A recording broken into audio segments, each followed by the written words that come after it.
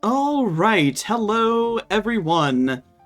Welcome to another session of the Trial of Hearts. I am your humble host and DM Maris Oram. In our usual fashion, we will start things off with a round of player introductions. Starting in the top left corner, Sif, go right ahead. Oh my gosh, that's me. Sif underscore VTuber. Living suit of armor, real ass man. Occasional cat ear wearer. You guys know me, I'm a night VTuber. I do art, I play games. Not much going on outside some content stuff I'm working on that'll hopefully be out sometime at the start of next year. Anyways, very happy to be back again as Gwyn, who is just a bird guy. There was no more dubiousness, no more he's evil, no more lawful evil. He is here, and he has two people he really cares about, and two other people he cares about slightly less, but still, yeah. Very happy to be back. Wow. Damn. I want to note that Gwyn is the type of person that would put his other friends down to make more important friends feel better. Oh, man. Thank you. I guess we're just gonna die under this bus, Luella. Luella has the excuse of having children. Gwen's gotten better. Gwen's gotten better. Also, Gwen. Thank you, Sif. Thank you so much. Next up, we have Lily. Hello, everyone. My name's Lily. I am a artist that draws a lot of D&D stuff. I am very excited. I also run my own campaign to Mistwalker Spectrum of Eternity. I have the first. Did we hit 14? Was it 14 or 15 that I uploaded? I think it was 14. Now don't ask me to count. I don't remember. I didn't even remember the session number for this happening right now. So that's good. It was 14. I did it. Anyways, so if you want to see some more gay shenanigans, go ahead and check out my YouTube channel. But tonight I am playing Topaz Stoneheart, my lovely little gender fluid furbolg, fashion designer, jeweler, etc. Who is currently having probably the nicest sleep of their life. Hell yeah. Definitely go check out Mistwalker's non-biased opinion here. It's a very good, very fun, very gay campaign, and love it a lot. Next up, we've got Vesper. Hello, my name is Vesper Fortune. I'm a variety VTuber and streamer. You can find me doing whatever I'm currently into at the moment, which is a lot. When I'm not found here in my other D&D things, I am playing the little bone freak called Phantoma, who is a necromancer over on Heroes of Heterodoxy on Chef Ryuga's channel. And every other Saturday, I am the lore consultant and #1 fan of Comet Tales. And as a special debut today, I have new Oleander art by Daedabun. Yes, shout out to Day. Oleander, my man, is looking fabulous. Excellent work as always.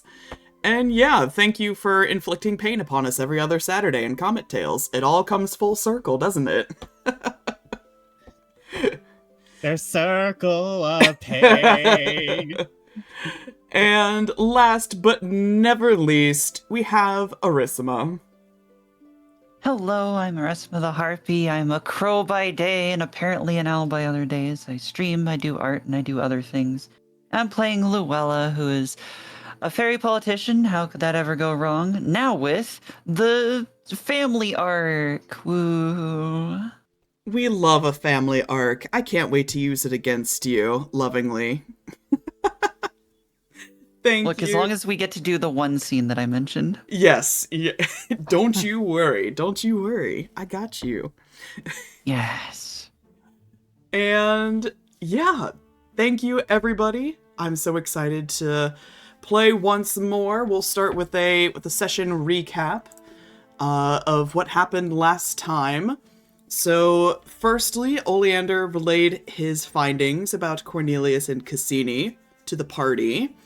How one man has ruled Wishborn for 3 generations and is very likely plotting to devour Essie's heart for himself. The party also learned that Damus was permitted into the trials via a royal invitation, implying some kind of alliance between the king and the witch.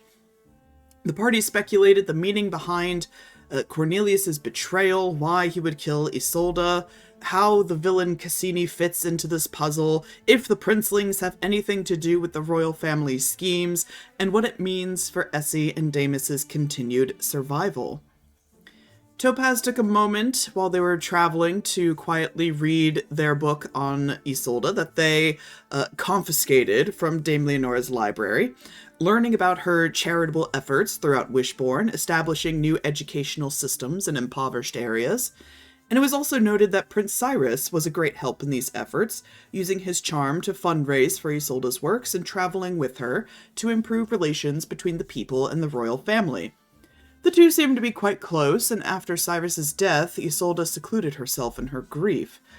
Armed with this new information, Topaz was particularly convinced that Isolde and Cyrus were not only in love, but were having an affair, which served as the motivation for both assassinations. The party arrived in Cloverhaven, a small village aptly named for the acres of clover and multitude of apiaries. They attempted to get rooms at the local inn, the Prince's Camp, but unfortunately it was an impossible task as the inn was full of disgruntled Hololight guests. With no further options, Luella offered to let everyone stay at her countryside estate just a few convenient miles away, provided that they agreed not to talk about anything they see and not to idly discuss current events while they stay there. In their excitement, Topaz asked if they were going to see Luella's children, and Gwyn teased her, wondering aloud if they might look like him. Hopefully, no one important heard these musings. They piled into the carriage once more and ventured into the surrounding forest until they reached White Blossom Grove, a nice but unassumingly plain estate that almost looked uninhabited. They were greeted by Lavinia, the governess, and Luella's children, Eswell and Rivalin, two owlin youngsters who excitedly greeted their mother with gifts of rocks and crushed flowers and half-digested owl pellets. The children introduced themselves to the group, making quite the adorable impression on them before being whisked off to bed. Everyone agreed to retire as well, now burdened with the difficult task of figuring out who should share what rooms. No one would expect the lady of the house to share her room, so Luella kept the master for herself. Damus and Oleander shared a room, Topaz and Lapis another, and Essie and Gwyn in the last. However, noticing that her sibling was turning just a tad green with envy, Lapis kicked Topaz out of their room so they can stay the night with Essie and Gwyn. In their own way, everyone got comfortable and retired for the night with plenty of cuddles. And that is where we pick things back up. I will say, as an added note, we are currently out of the way of public eye and ear, so rumors are the same, reputations have not changed. I think in this secluded space, you could feel a little freer without multiple eyes and ears upon you at all times. But we will start things off with Gwyn. Gwyn, it is the middle of the night. You recall going to bed with Topaz and Essie at each of your sides. The three of you retired and fell asleep in each other's arms. You, by the nature of your upbringing and your training, are a very light sleeper, I imagine. So, when you awake, at some small hour in the night, and Essie is not in bed, you immediately notice it. The weight in the mattress is gone. The warmth that he radiates is not there. And you can hear just a slight movement in the room.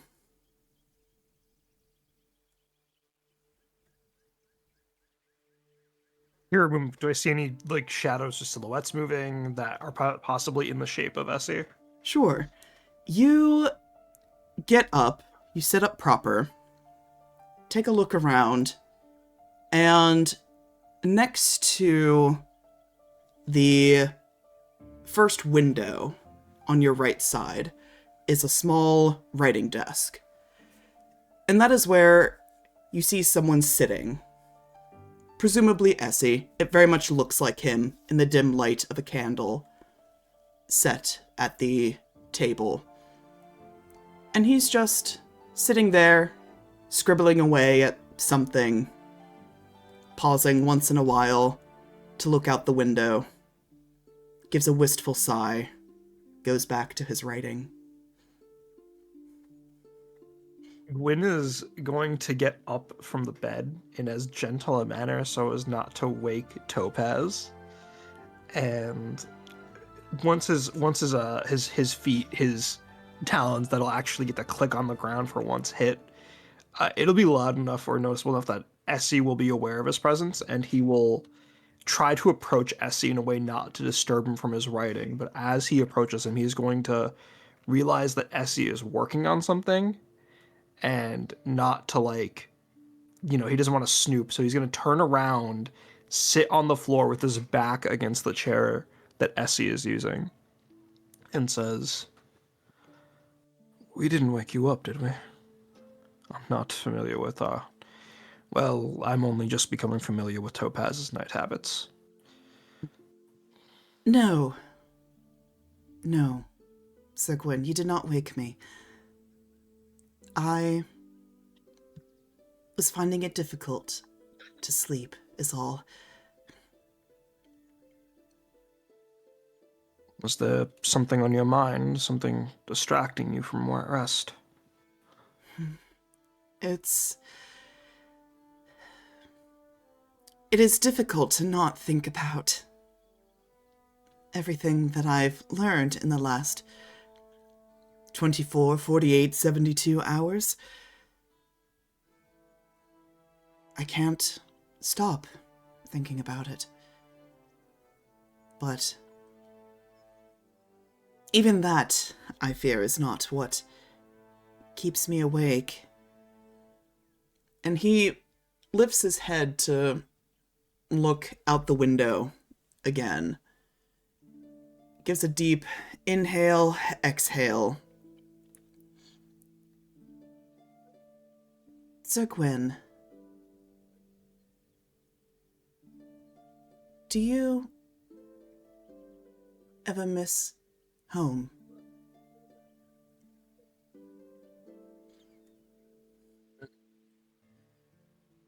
To me, home was... I never got a chance to call a singular place my home. I found it in the company I kept, and while that initial band I marched with was something I threw away, I think I've come as a result to appreciate this home far more, as he looks over at the bed where Topaz is. Are you homesick? Are these writings to reflect that? No, these are just mere scribbles of the day's events that I'll eventually pass on to Dame Leonora. I'm trying to phrase things in such a way that she will not be particularly alarmed, but I'm trying to be as forthcoming as possible, which is difficult. But to answer your question, it's a strange feeling. There's not much left up there for me. I have countless relations, you see. Brothers, sisters, cousins, aunts, uncles, so on and so forth. Generations of star stuff. but none of them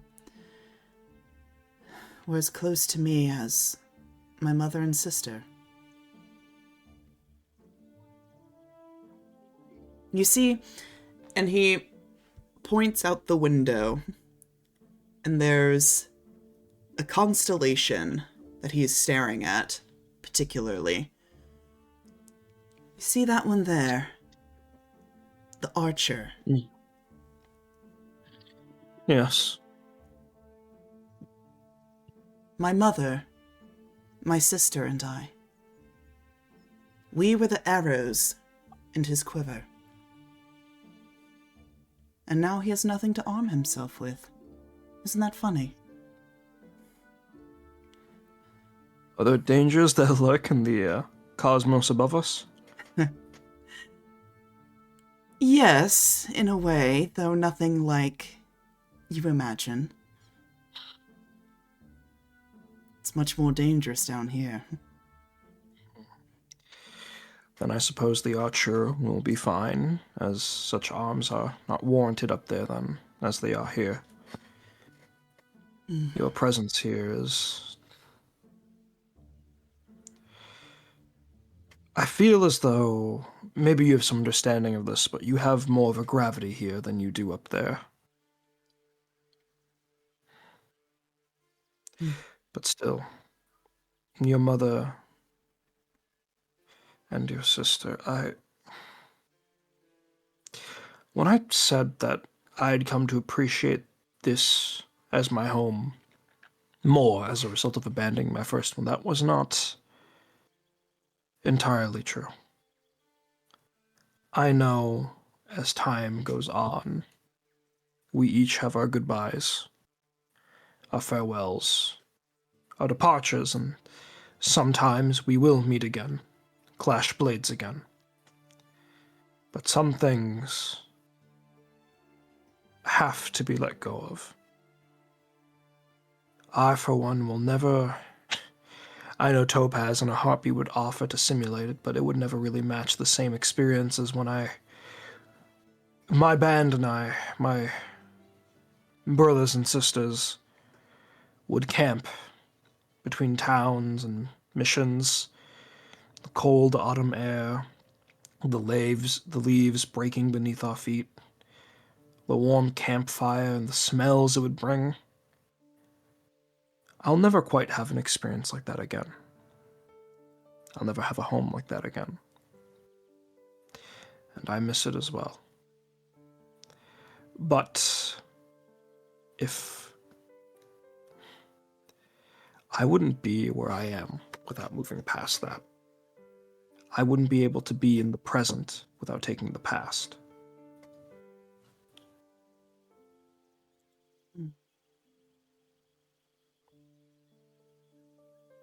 A simple home, unconventional, but it suits you.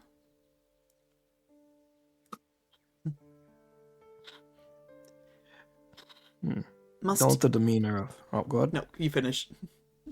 Don't the demeanor of this home fool you. I hope you're aware that our ambitions are still lofty and will still be pursued even after we accomplish our initial goals.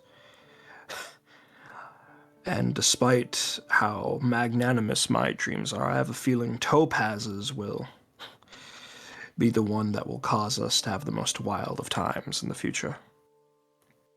Assuming you'll be with us to experience that. Yes, I can see it now, every Sunday at the theater.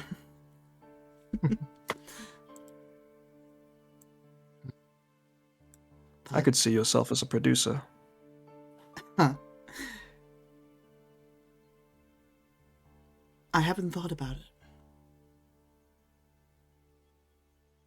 What I'm going to do once all this is done. What do you do when you accomplish a dream?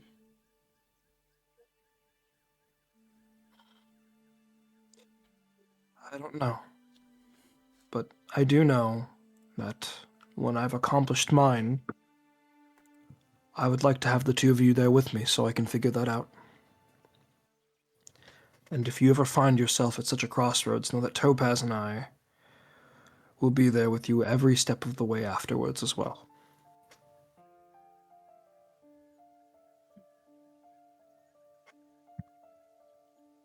Why do you sit there, Sir Gwyn? I did not want to presume I had permission to see your writings. It may be the manner speaking, but I know some people often held such things close to their chest. And I know, should I be allowed to see it, you'll be more than glad to let me know. I have no more secrets to hide from you, Gwyn. Please, stand closer to me. He'll get up and turn around and wrap himself around Essie over the chair, and then with his longer bird neck craned down around Essie's, like the side of Essie's face to see what he was writing. Yeah, it's nothing crazy, just like you can see he's scratched out a lot of stuff as he is trying to delicately but impartially relay the conversation from yesterday in the carriage regarding Cornelius and Isolde and Cyrus. So no new information, but he's clearly having difficulty figuring out how best to relay this all to Dame Leonora. And he just reaches up a hand and runs it through the feathers along your neck. Speaking of writings, Sir Gwyn, I meant to inquire about your last letter to me. Yes? Rather cheeky of you, wasn't it? It was made in haste, and albeit a slight hint of panic.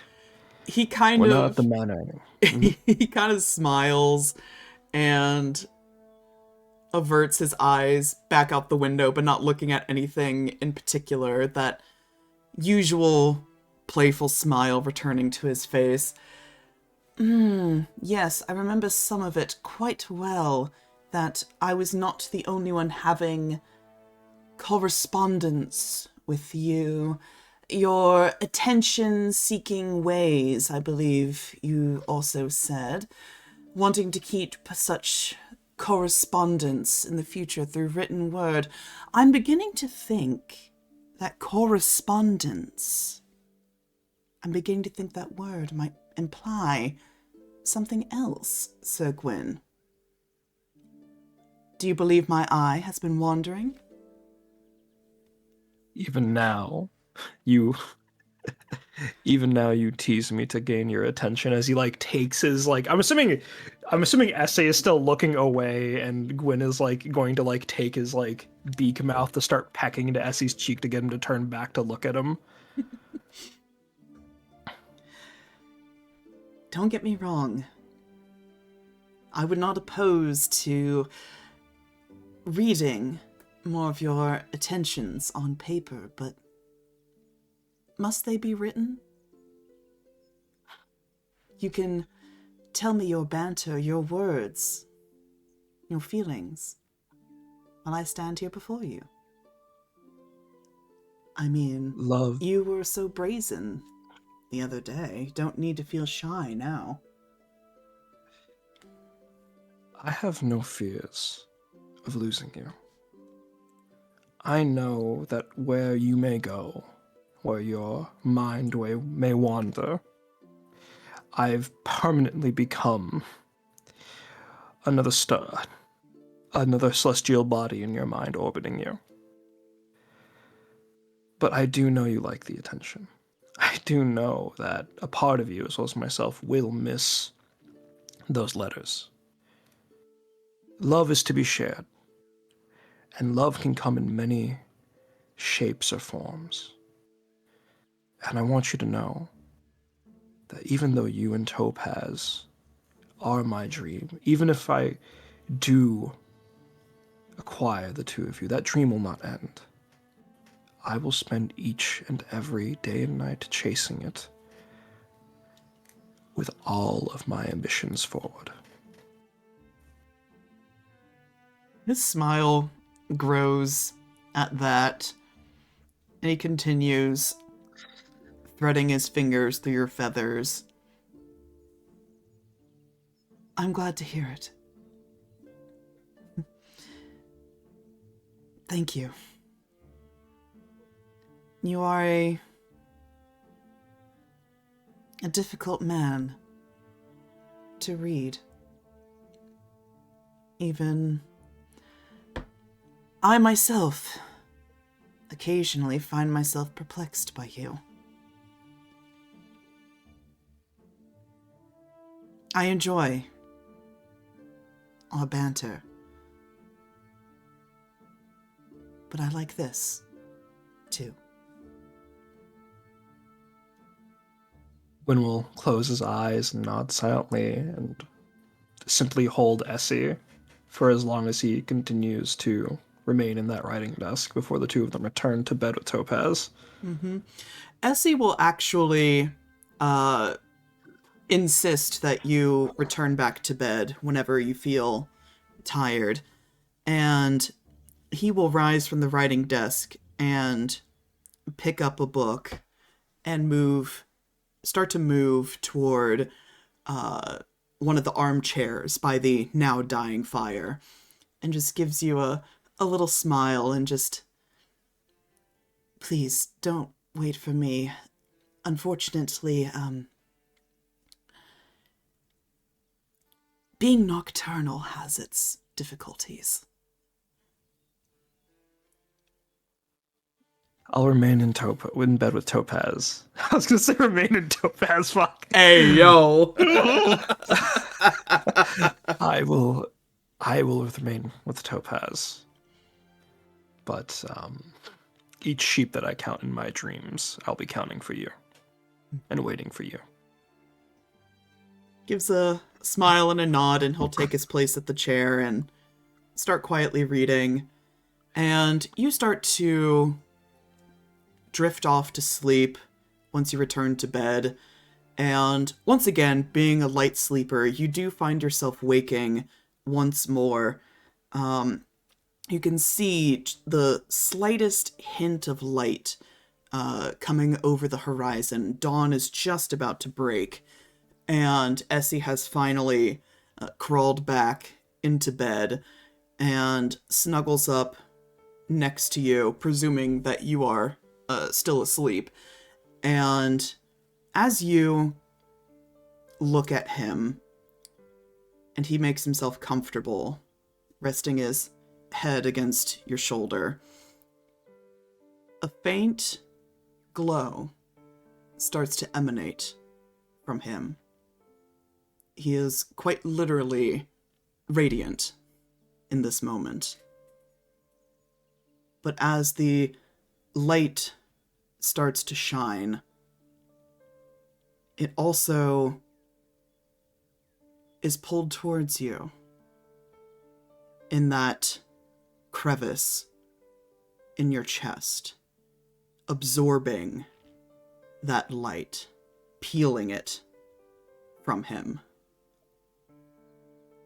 And you can't help but remember those words that he once told you about stars consuming each other when they get too close.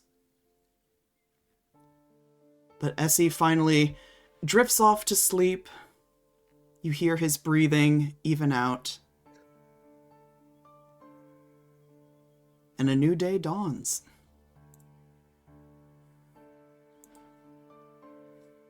What the fuck, Bears?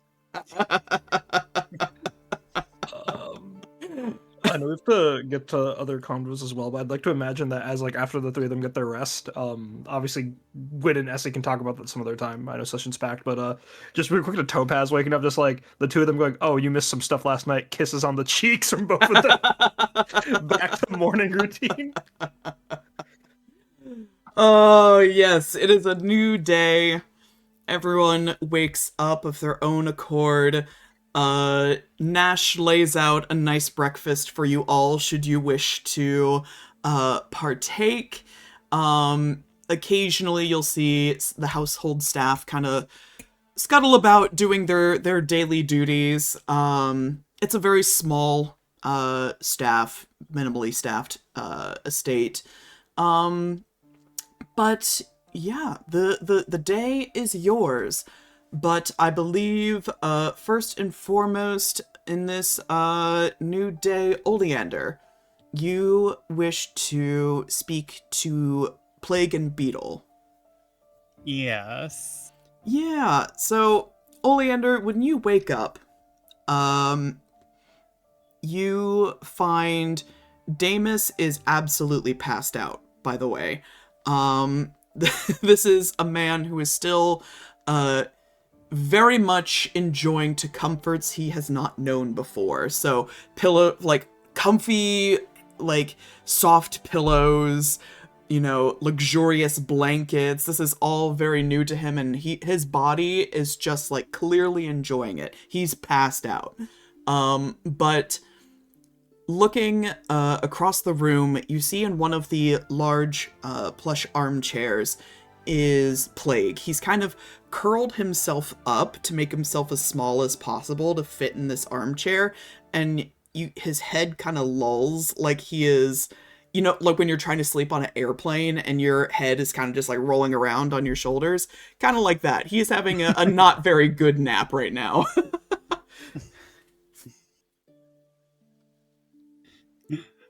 Trying to free myself of Damus without waking him up. Yeah, you can peel him off of you. He's not waking up. Oleander gives a smile, and then he very quietly walks over to Play and is like, "There's 2 free beds. Why are you sleeping in this chair, man?" He snaps to attention and immediately groans because his neck cracks, and he's like, "Oh, I mean, I didn't want to be weird about it. I didn't want to assume. It's fine. I'm fine. It's fine. I managed to get in really easy, so this house's defenses are not the best, but it's fine. It's out of the way."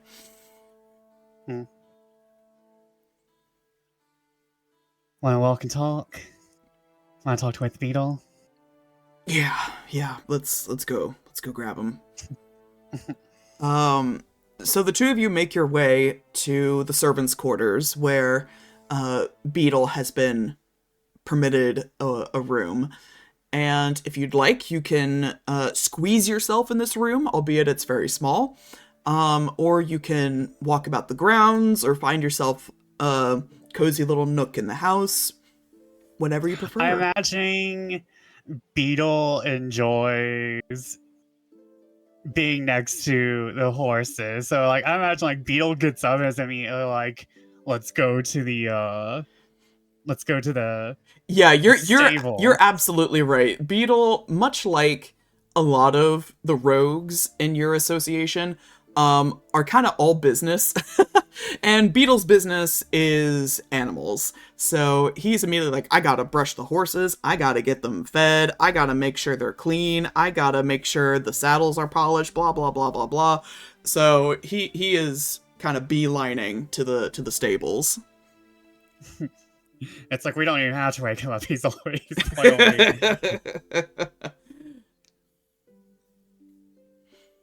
But as Oleander is helping, because Oleander is I'm not letting Beetle do this alone. It's I don't want to say Oleander was Oleander and Lycris were the children of the Rogues Guild, but it's definitely there's the funneling of the love towards the children of the Rogues Master Guild. Mm-hmm. And so Oleander is definitely trying to help, and is I want to just thank you guys again for being here. And I know Dad's probably, I don't want to say panicking, he's never panicked, but I know he's Yeah. probably stressed. Well, if Dad isn't stressed, I'd be worried that someone poisoned his tea. Um, so what are we planning on doing next? Just so that way I can relay that to him.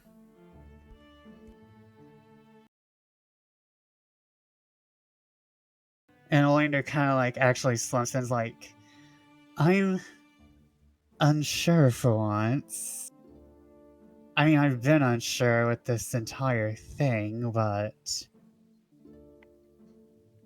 I feel like everything everything we need is out of grasp, even for. And he got like motions towards the air with his hands. It's like, I feel like it's even out of grasp for us. I'm not even sure if the stuff we need exists. What do you need? Something we can find, procure? I would hope it's procurable, but I would like. And only kind of like sighs and is like, because he's tired talking around stuff, and is like, he knows if anything slips, it's more or less on his head, but it's like he's thinking about what he can and can't talk about, but he's kind of realizing, wait, if I just talk about what I need, that doesn't explain what is happening. He kind of like just sighs, like is petting one of the horses, and is like, correspondences by Lady Isolde, Queen Isolde, or Queen Popea, maybe. Something by Sage Cassian. Kind of quirks a brow at you, like, that's quite the history project you're working on there. History has to be rewritten a little. Uh-huh. Royal documents require a royal entry. And I don't want to put anybody in the guild through that. That's a job that I don't want to put anyone through. Not even Dad. Especially not Dad.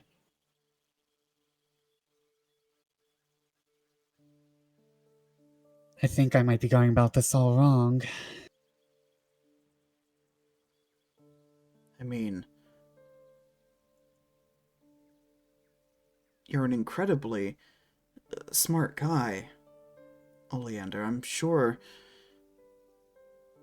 whatever it is you're figuring out, you'll get it figured out.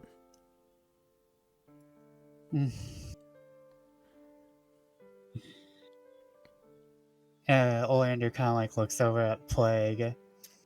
He kind of, I probably noticed his like eye bags and stuff. Yeah, the dude looks tired.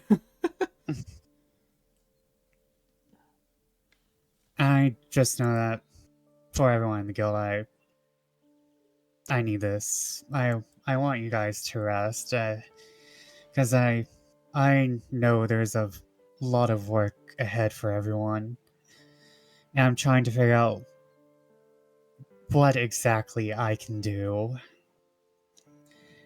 It's always hard because what do I need to be in this moment? At this point, Beetle, who has at this point been tending to the horses, kind of giving them a little brushies and mostly just remaining silent, kind of acting like he's ignoring you guys. But he finally just pauses what he's doing and looks at you from over his shoulder and just... You said you're gonna rewrite history. Right? Yes. Unless I'm mistaken, that means you're about to do something really stupid with the royal family. Oleander Oleander just gives a small nod of embarrassment. Let me give you some advice that I think your father has passed on to each and every one of us. First of all, if you're about to do something stupid, don't get caught. Second of all, if you have to do something stupid, you do it as anonymously as possible. Whatever history you're about to write can't link back to you.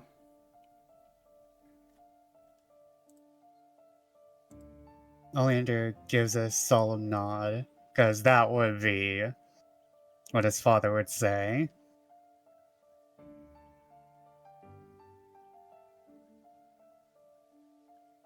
I know You're that right.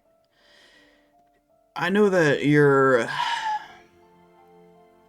little bit different from the rest of the guild, Oleander. I mean, yeah, you've got skills, you got guts, but fighting is not exactly your specialty. You've got other ways to fight, though.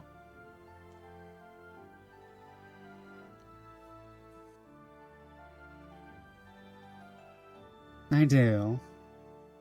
I have other people to do that for me. I can fight in a different way, a smarter way. Plague kind of cracks a wry smile and just... pen being mightier than the sword and all that, I suppose. I have a feeling we're going to have to get in touch with that gossip rag man again. They both kind of scrunch up their face at that.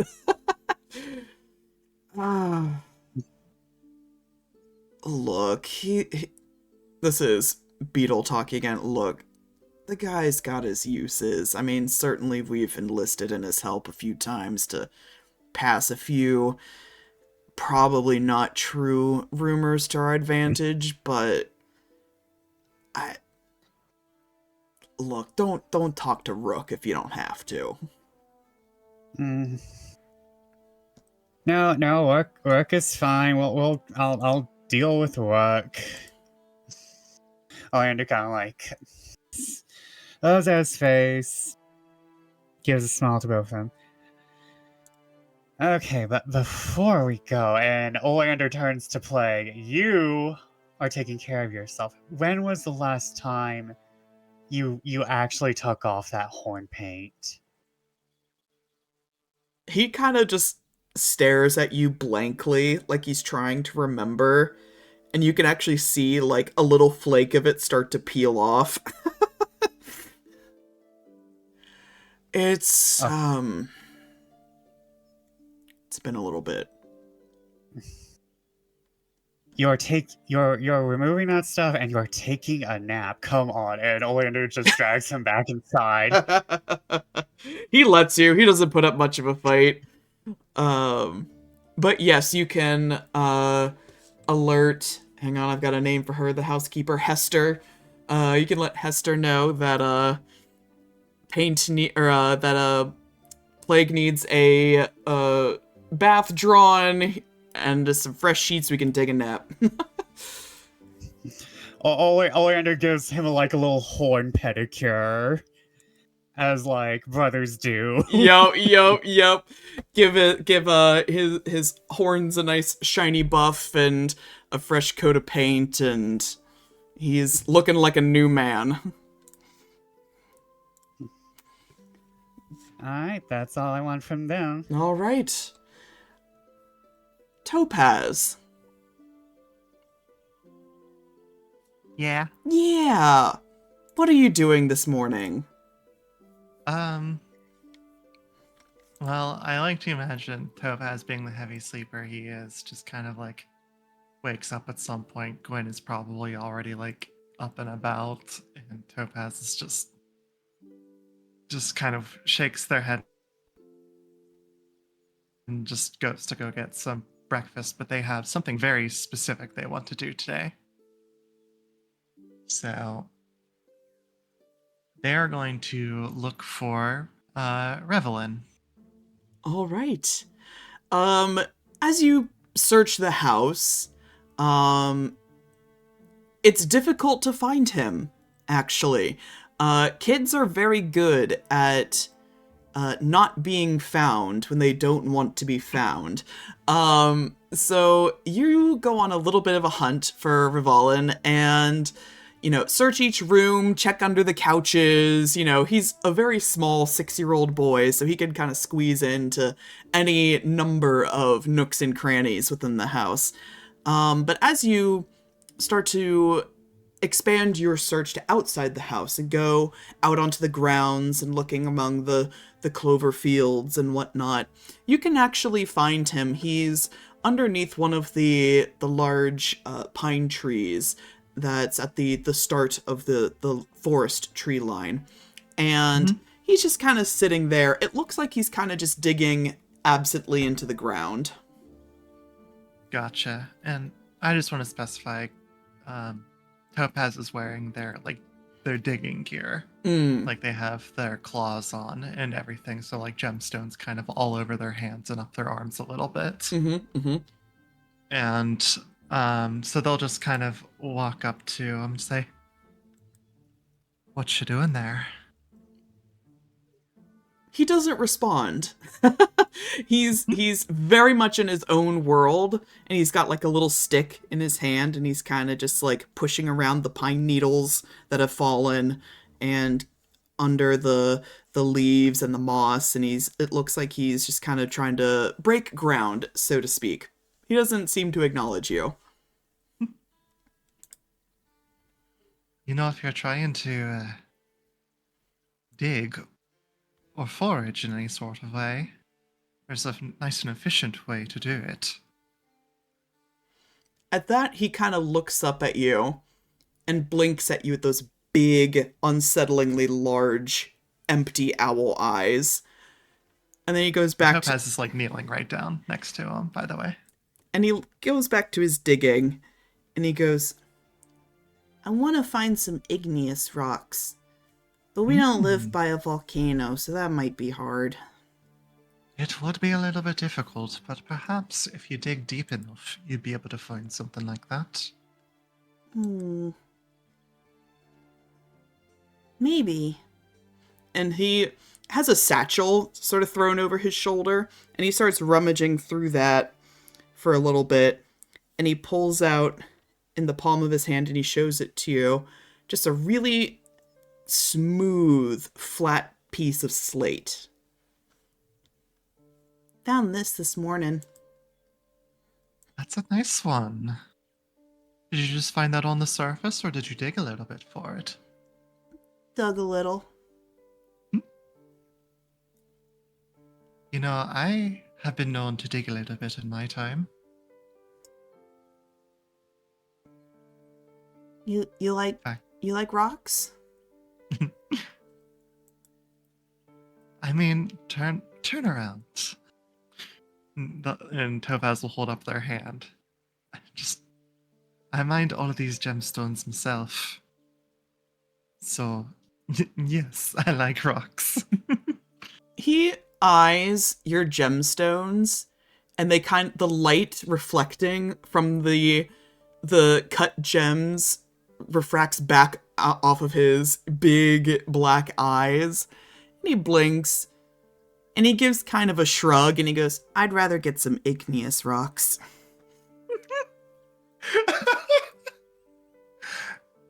Fair enough. I'm quite fond of the shiny ones, but I mean, you're gonna have to go through some igneous rocks to get down to the place where the gemstones are. He I shakes could take you there. He shakes his head. He goes, "You don't have to dig too far for shiny stuff."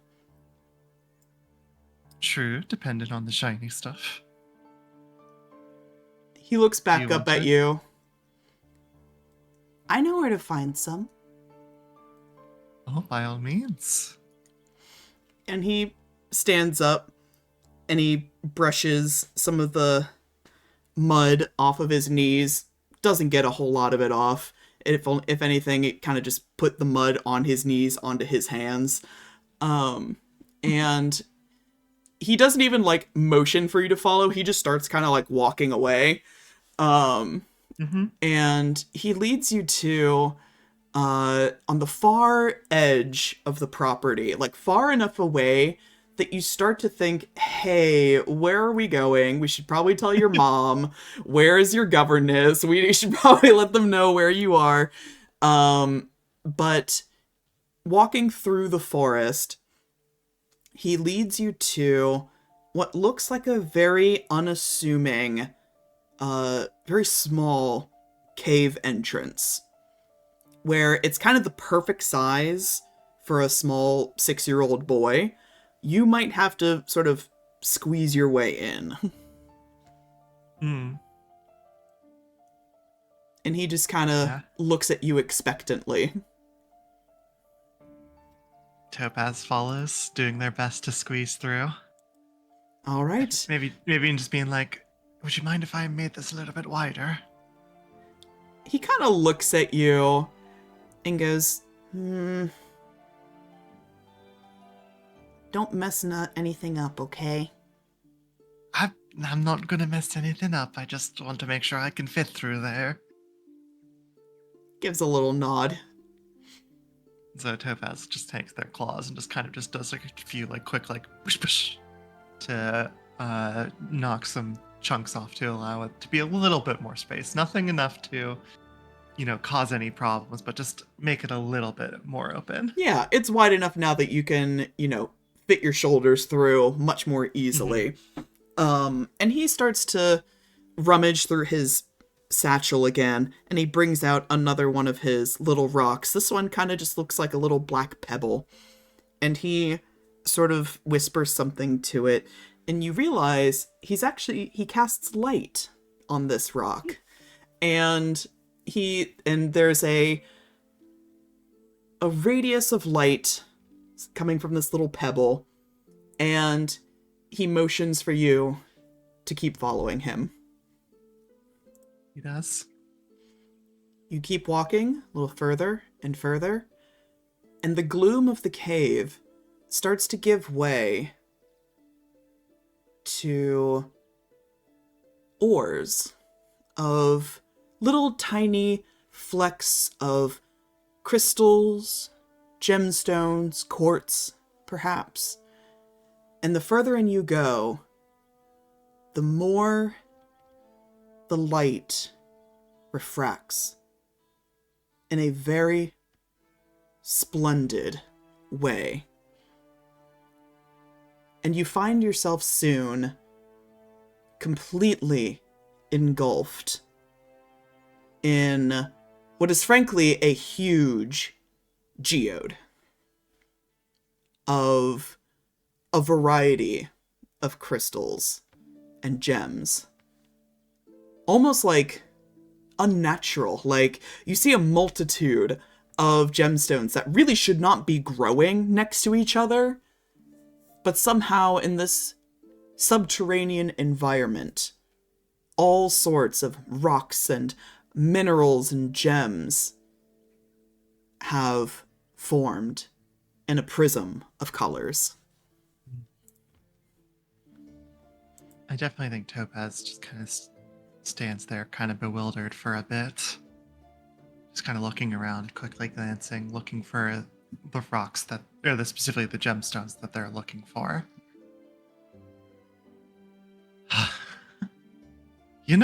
I thought I'd have to dig for this, but you managed to stumble upon something truly special here, didn't you?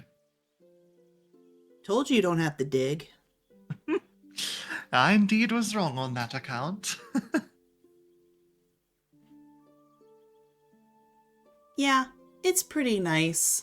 Kind of looks around at all the sparkling crystals. but he definitely doesn't have that, the awe in your face that you have. This is something he has seen a million times before, presumably. He's come down here many times. You know, there's some specific ones that I'm looking for. I'd hope to make into a pair of bracelets. Do you know how to identify any of them?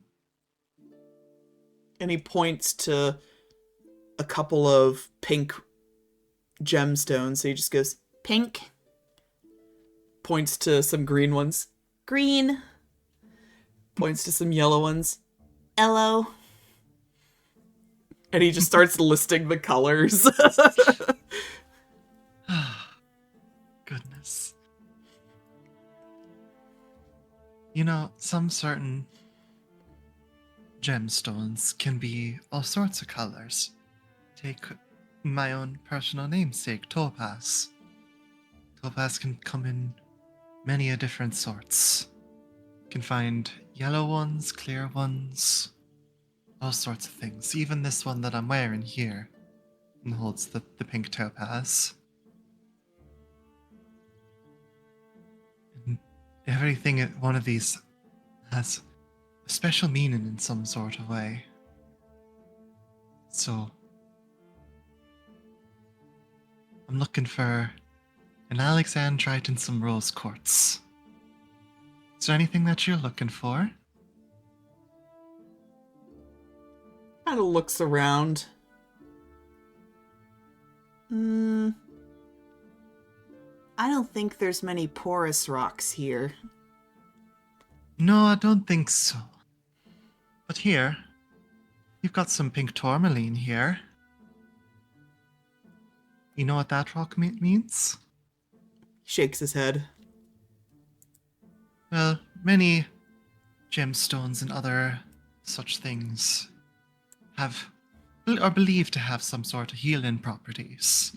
Pink tourmaline here is a stone of love and healing, a nurturing stone that helps heal and prepare the heart to love from a place of wholeness.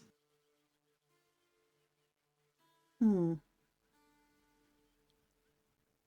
don't think rocks can do all that. It's less so a physical manifestation of healing, more so just what they make you feel.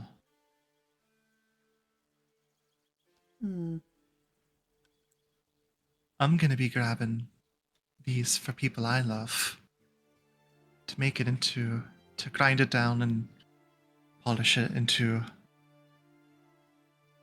something beautiful.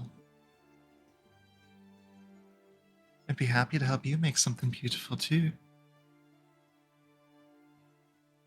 Rocks can make other people happy too? Of course. Rocks make me immeasurably happy, Evelyn. And you're gonna give some rocks to other people? Mm-hmm. Make them happy? Essie and Gwyn, if you remember who they are. Mm-hmm. And he sort of looks around at the variety of gemstones growing around him, kind of with a new appreciation for them. And he starts wandering around. He says, would one of these make Mama happy?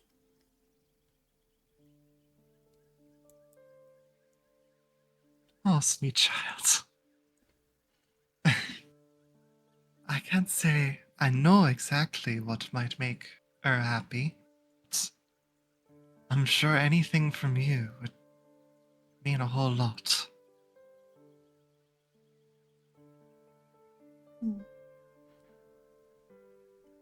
He goes back to the first one that you pointed out.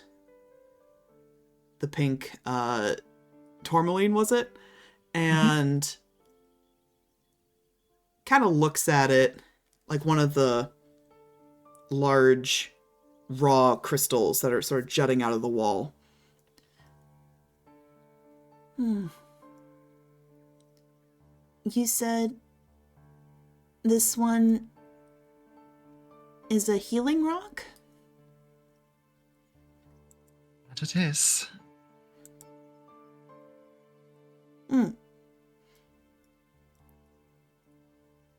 I want this one then.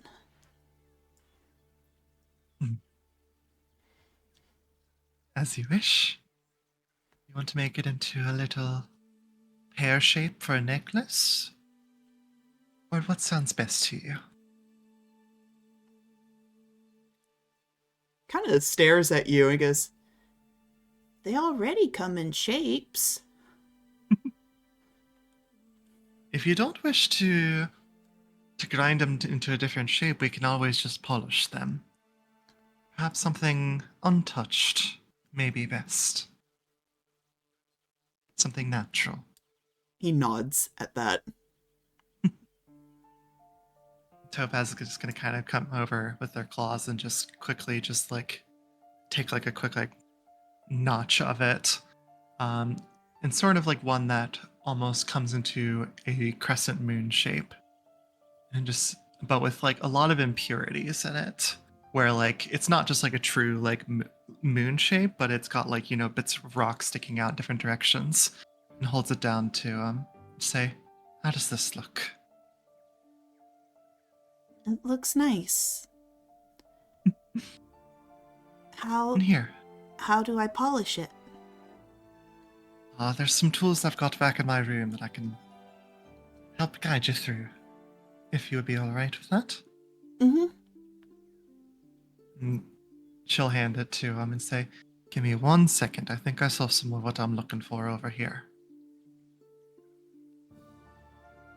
Topaz will go off and collect some rose quartz and some alexandrite, knowing that she has plenty of topaz herself.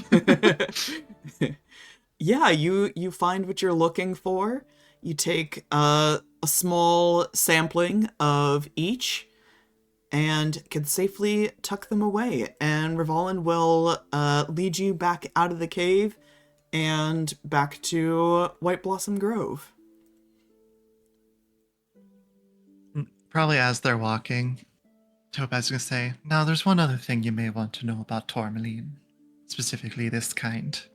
It's all about kindness and helping people stay calm in stressful situations. It's something that I know that your mother has many of. Can even radiate loving energy that affects the energy of people around them. So I'm sure she'll love it. He's kind of smiling and nodding like he's understanding most of what you're saying. But you can kind of tell by the blank expression that a lot of this is kind of going over this kid's head. But as he's walking, he's got the tourmaline in his hand. And he actually trips and stumbles.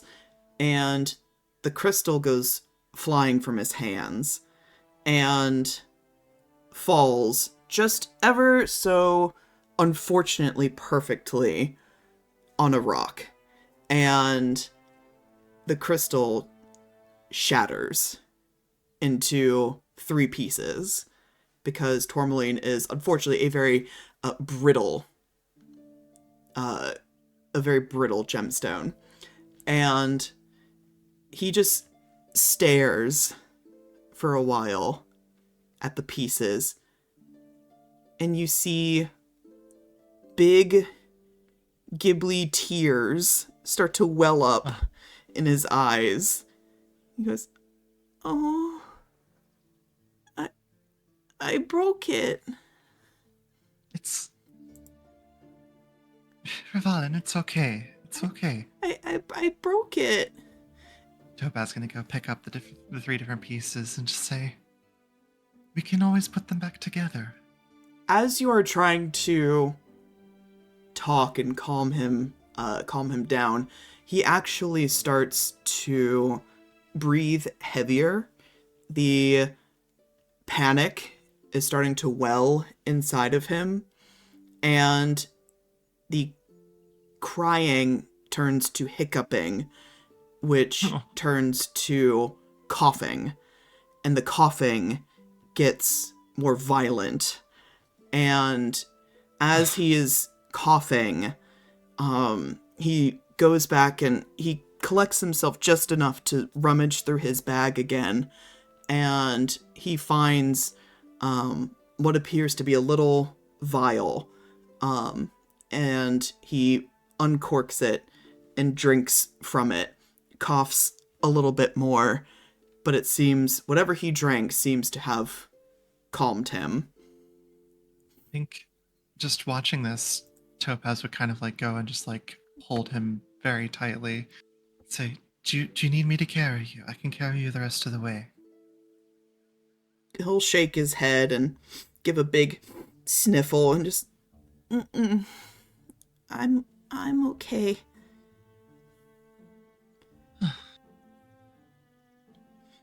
Darling, you scared me there a little bit. I'm sorry, Miss Topaz. No, it's all right. I just want to make sure you're all right. He nods and he collects the shards of the tourmaline and just kind of holds them in his hands. And he goes, how do I fix it? I can show you. You can fix it? Mm-hmm. Okay. He sniffles again and wipes his eyes with his oversized sweater sleeve. And he'll walk next to you, but as you walk back to the estate, you feel little feathered fingers reach up to wrap around yours and hold your hand as you walk back. Topaz will just very gently hold the feathers. Not trying to overstep their bounds. Said, we're gonna make something beautiful here. And besides, in 3 pieces, it's just like your family, isn't it? He looks back at the pieces. He goes, yeah. This big one here could be Mama. This one could be me. And the little one is Eswell. Of course. Just how you imagined it. Let's get that put back together, all right? Okay. And the two of you walk back and continue your day studying, polishing, and fixing rocks. Mm-hmm. Delightful. All right. Luella.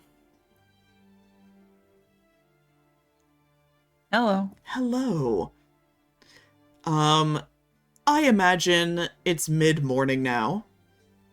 I imagine you are up and about, walking through the estate, through these familiar halls. The staff acknowledge your presence. They welcome you back. They say their quick hellos. They give you updates should you ask for them, as to the ongoings of the estate. You look out the window and you can see Topaz and Rivalin are having fun walking around the estates. It looks like they just returned from their cave escapades, which happened off screen to you, but they seem to be having fun together. And at this moment, Lavinia will approach you and gives a little clear of her throat. Miss Stalwix, might I have a word? Of course. Luella is still looking out the window, watching Rivalin, but is paying attention. Far be it from me to question you. Your recent, escapades to Hollow Light.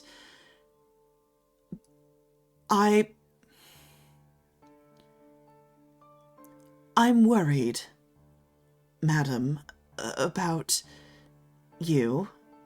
I was surprised to see you here, unannounced, at night, with no prior word. Of course, not that you need to. You don't have to announce yourself at your own home. And of course, the children and myself are glad to see you. It's just very uncharacteristic of you, Miss Stalwix. Is everything all right?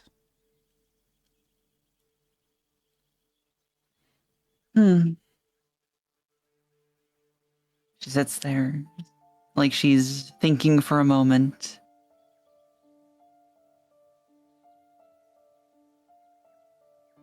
I think that in fact, things are not all right.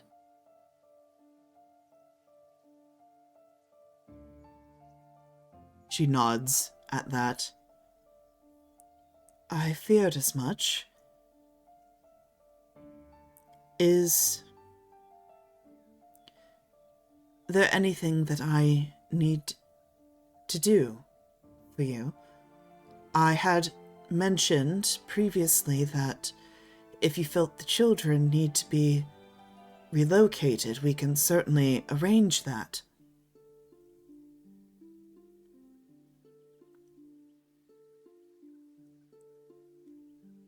I think it would be best, for the moment, to make preparations to, but stay here. For now. Very good, ma'am. I shall And make... Lavinia? Yes. In the interim, I would think perhaps trying to find someone that would be trustworthy as security. Her feathered brow furrows at that, and her already small yellow eyes narrow further. Security, ma'am?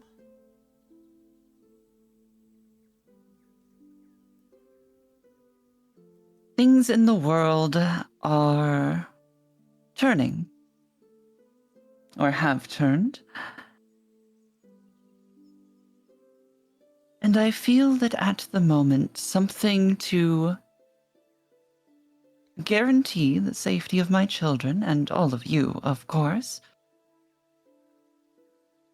would be, well, rather a weight off my shoulders.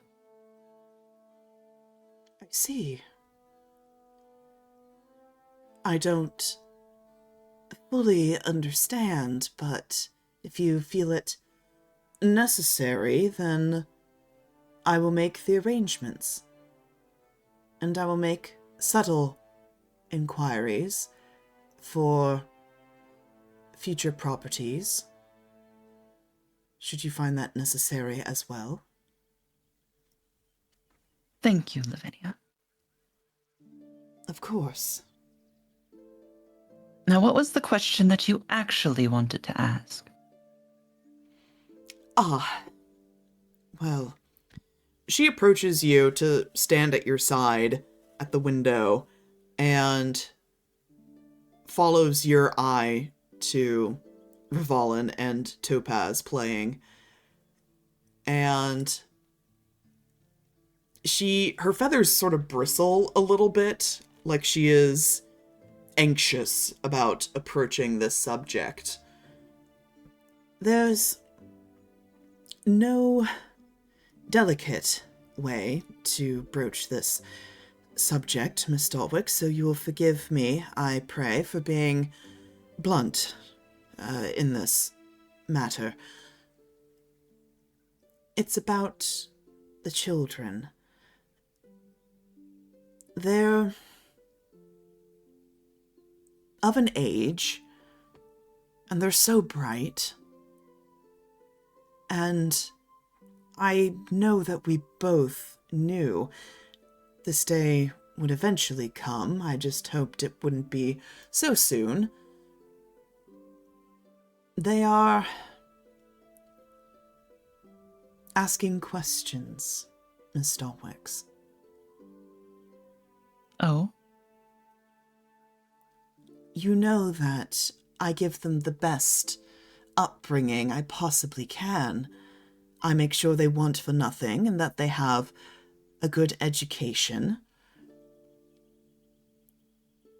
But I think even in their isolation, they understand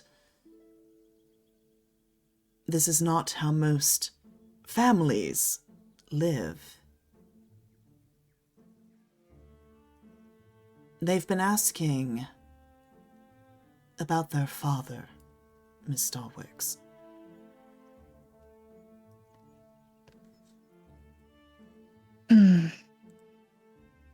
Oh, I was hoping to put this off for at least another few years. As was I. And my explanations have not satisfied their curiosity. I think this is a conversation best left to you, ma'am.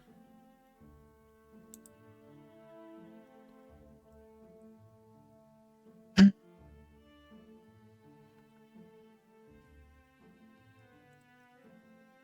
fear they're becoming too bright for their own good.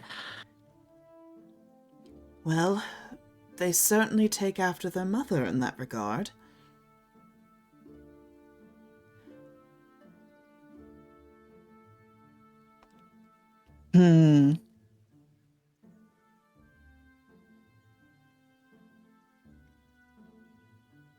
You know, oh dearest Lavinia, and she turns to face Lavinia finally.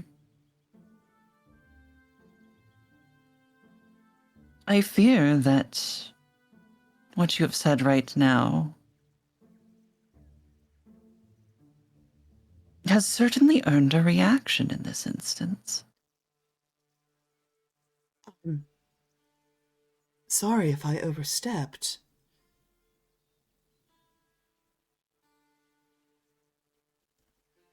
You may have the day off to rest. I feel that it is proper that I should be the ones to handle the children and their education today. A day... Madam, are you sure? Yes, and should I hear that you have done anything in at all relation to working, there will be words. Do you understand me? I understand completely, she says, even though the confusion is very apparent on her face. Thank you, Miss Stalwix. I suppose I shall have to find some other way to occupy myself.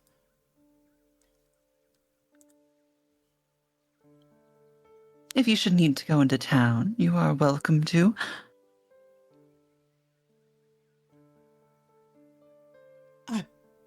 Yes, I suppose that would be nice.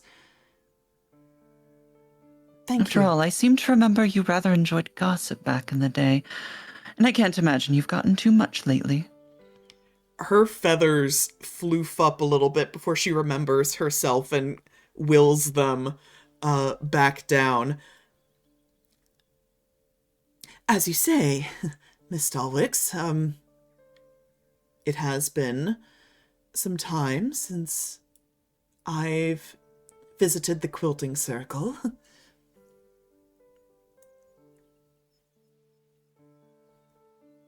I believe it is time for you to make a visit. Of course. I'm sure there will be much quilting done. And any particular stitches I should be keeping an eye open for, Miss Stalwix?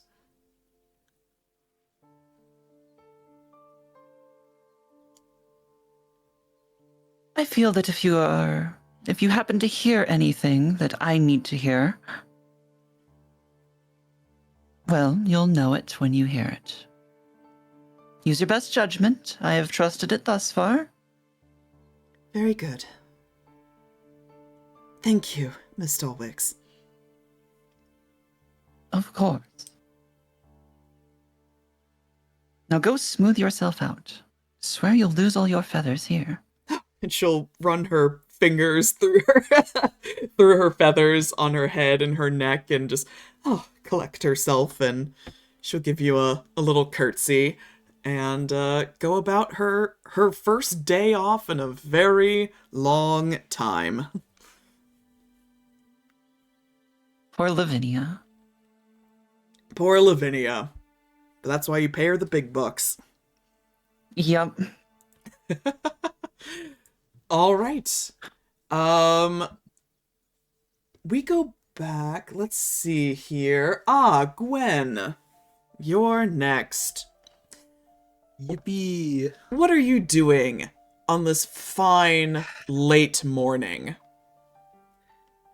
I imagine, Topaz is busy playing with a child. The other child is not on the event, so I'm going to presume that Essie is playing with that one. Essie, as far as you know, is still asleep at this point. It's like 11 a.m. and he's still asleep.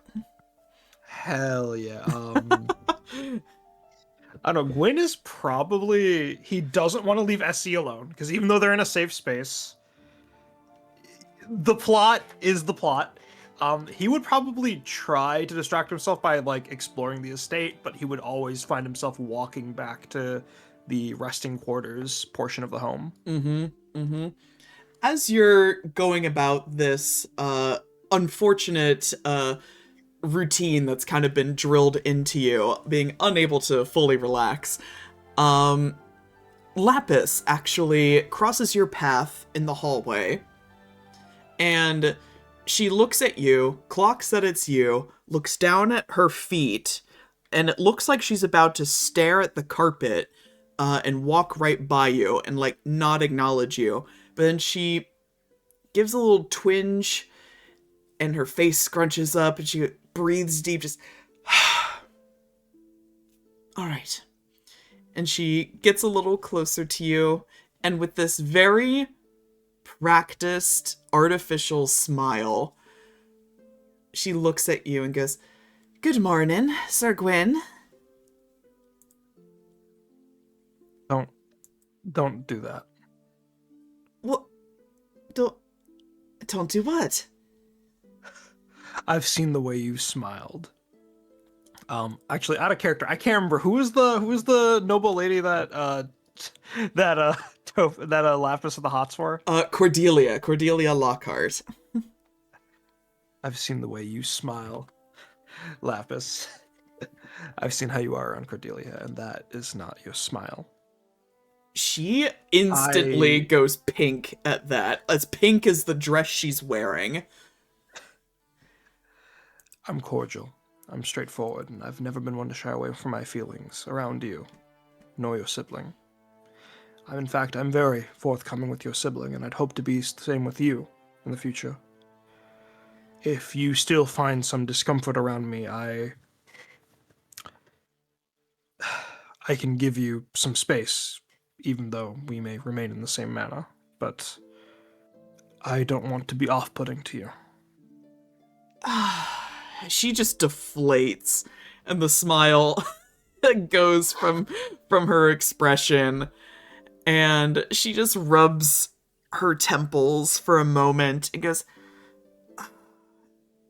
"It makes it so difficult to be mad at you when you act like such a good person."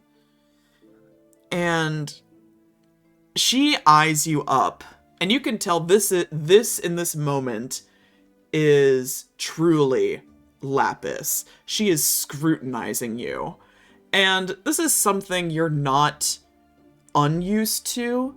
You're used to people looking down on you, try to gauge your worth. This is something entirely different.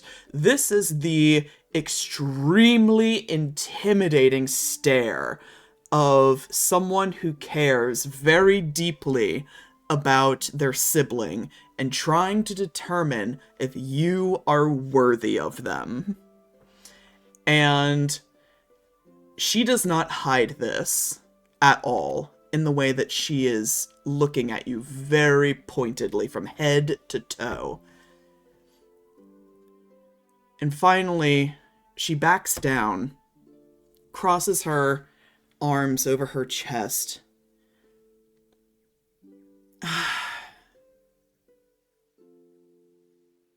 What I meant to say is that I'm sorry, alright? I'm sorry. I said some unkind things when we last spoke, and I understand now that I didn't fully understand what was happening, but I don't think you can blame me for making the assumptions that I did. But nevertheless, I understand that I deeply upset Topaz for my behavior, and you as well, Sir Gwyn, and I wanted to say that I'm sorry that I was so curt to you.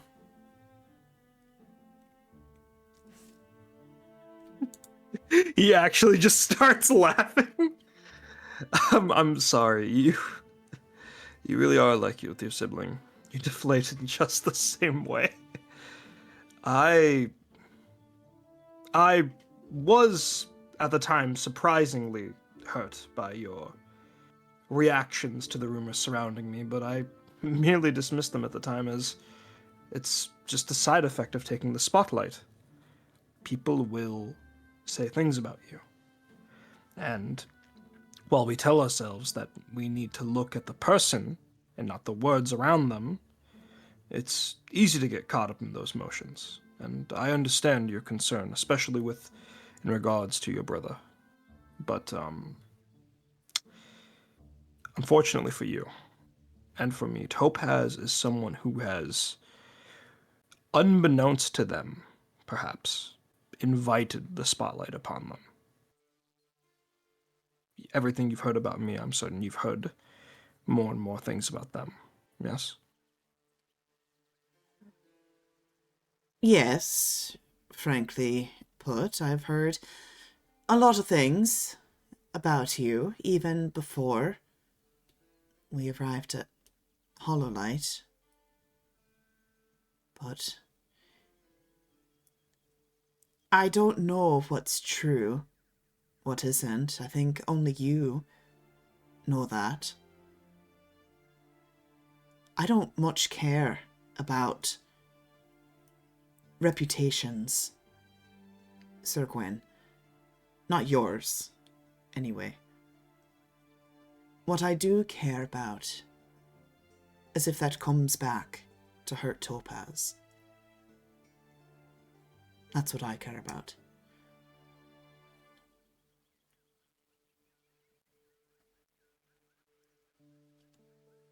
I am well aware that there is a long list of people who would have greater harm befall me should I let any befall Topaz, but I promise you, I will only ever protect them. Perhaps at a more respectable level than what happened during the trials. He's deserving of that, but I care for him deeply. And in accordance with the way that I've shown to him, I will allow you. I will be as open and forthcoming with you as I am with Topaz, if that at all alleviates or allays your concerns. I only wish to do right by her. They are... No object in the world could compare to their luster to me. A very small smile starts to quirk in the corner of Laps's mouth. You love him then? Yes, I love Topaz.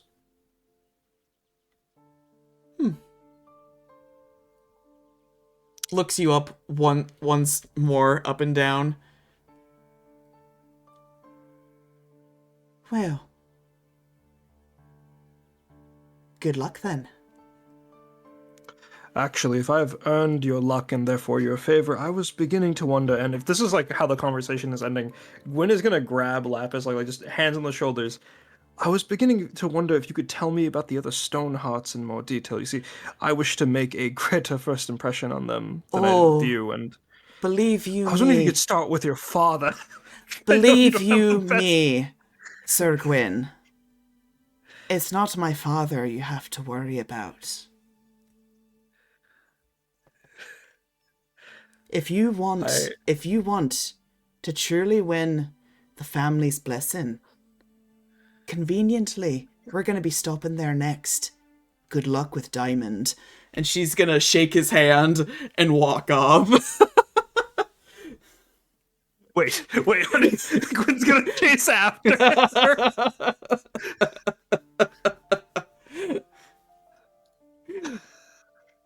But yeah, unless there's any other pressing questions from Lapis, aside from family history, we can close on that scene.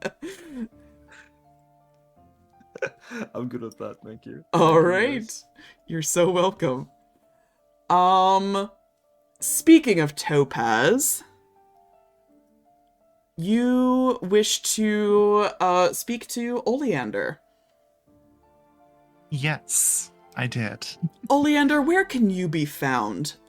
And this, we'll say it's about noon at this time. Oleander is likely returned back to the room, mostly to see if Davis has awoken yet, and to probably start on lunch and try to plan something. Yeah, Damus is up by this point. He's probably been awake for a couple of hours. Late riser, not as late as Essie. But he's got this perpetual bedhead about him. He's dressed very casually. He's not wearing the full cravat, tie, vest ensemble, just the shirt and pants. He looks very comfortable. And he's kind of just, going about his day, getting something to eat, so on and so forth. But yes, Topaz, where would you like to snag Oleander?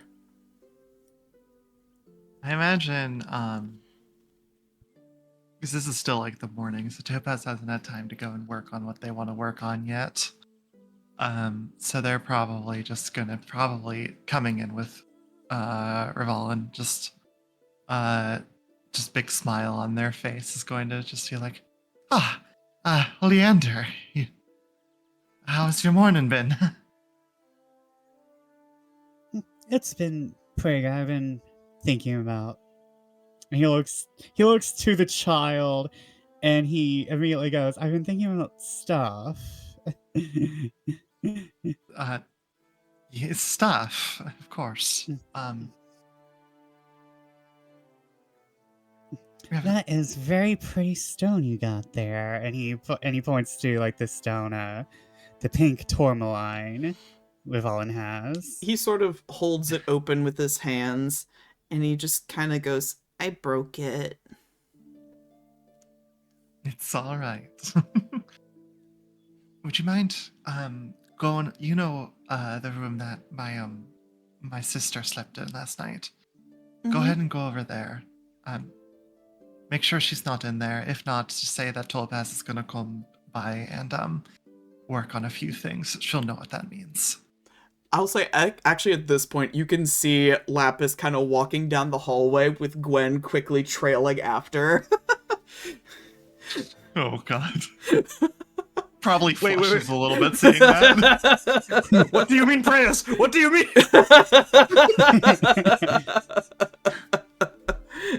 Oh. Yes, go to the third room. I'll be gives there you- in a few minutes. He gives you a nod and totters off.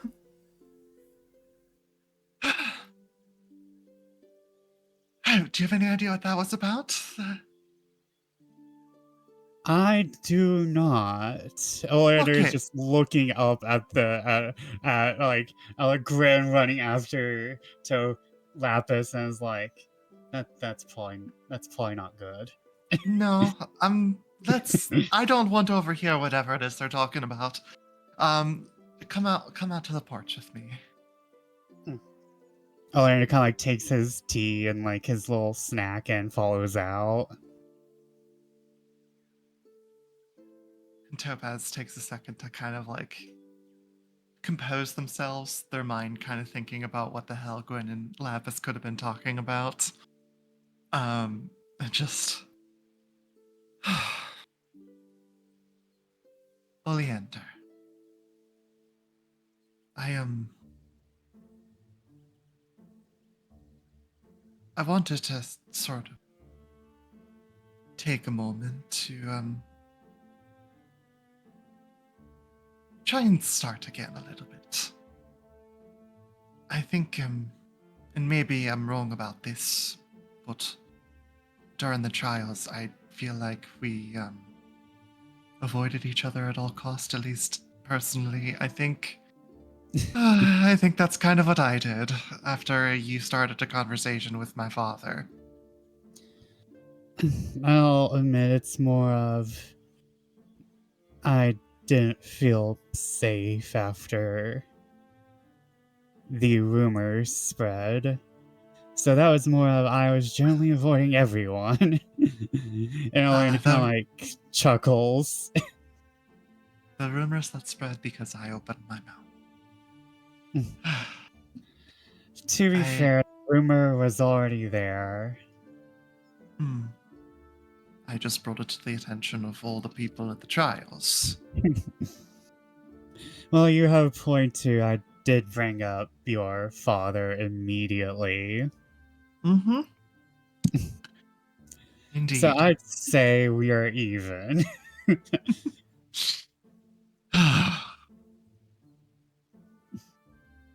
You want to try again? Sure.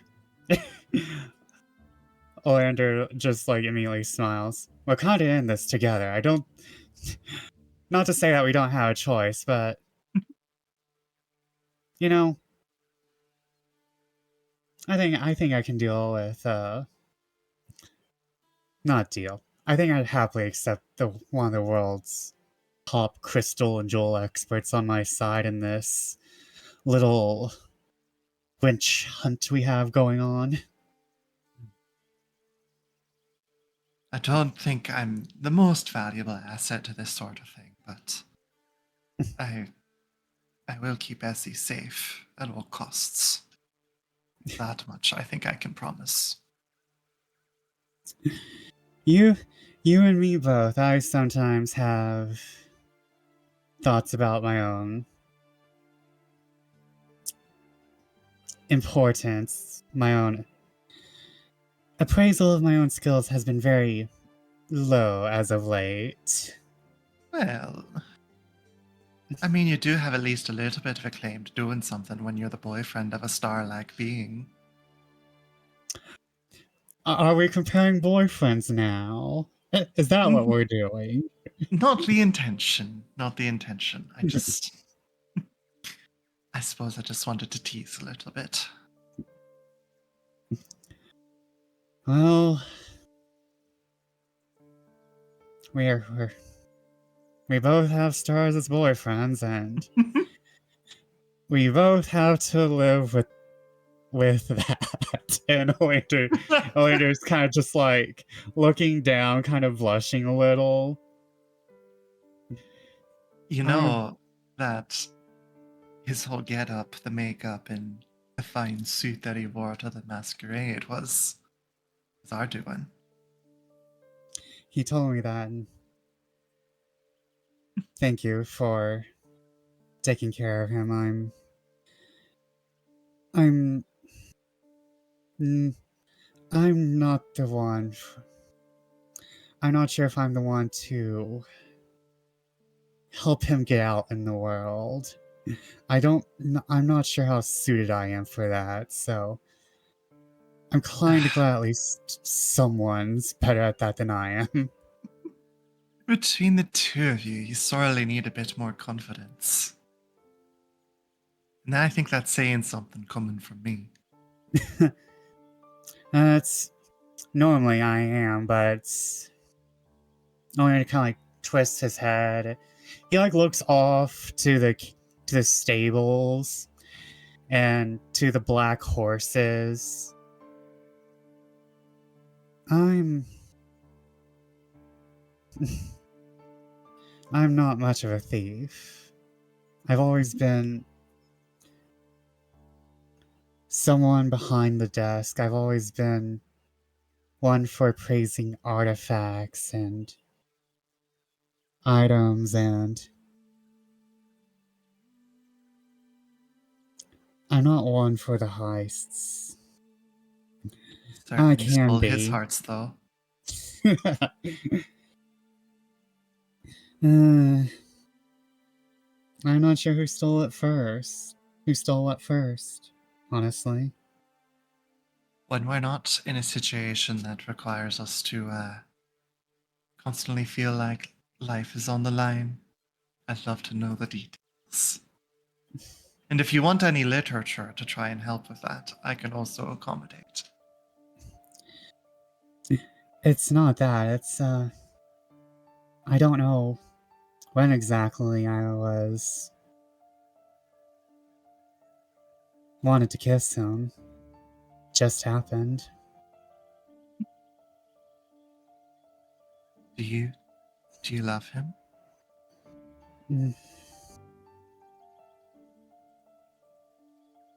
Oleander kind of like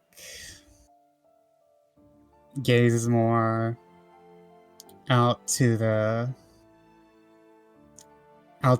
entrance. It's hard to tell. I know what true love looks like. I've seen it with my father and mother. How my dad always looked at her when she didn't see him looking.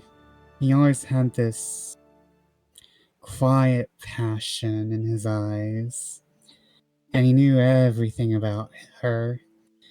And she and Eleanor kind of laughs. There's rumors. There's this fun little rumor in the Rogues Guild about how my mom was a witch, cause how could such a cold-blooded man fall in love? And she wasn't a witch. She was just a regular woman of kindness who my dad would just move the world for. And he would move the world for me, and he'd move the world for my sister, and maybe I'd move the world for Damus. Topaz is going to walk up next to you, quickly turn your head to look directly into their face, like arguably a little too close for what you're used to. Just say, Damus. Just watch your eyes. There's probably like a glittering, there's probably like this widening, the pupil shrinking. You're... I don't want to spoil it for you. They'll just kind of like walk back to a little bit further away, but you can tell they are gleeful.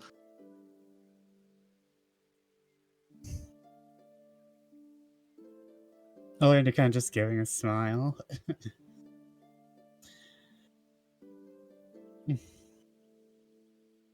I'd like to, maybe. I'm not sure how this is all gonna play out, to be honest. I'm not sure what is after. I'm kind of afraid to plan for that. Well, we'll figure it out, I suppose. Hmm.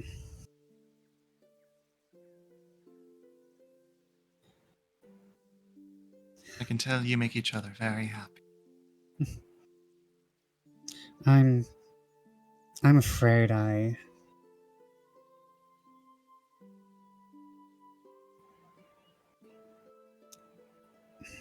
No, I don't want to be sad. I don't want to think about what ifs. You have too many what ifs as it is. I'm gonna try and be happy.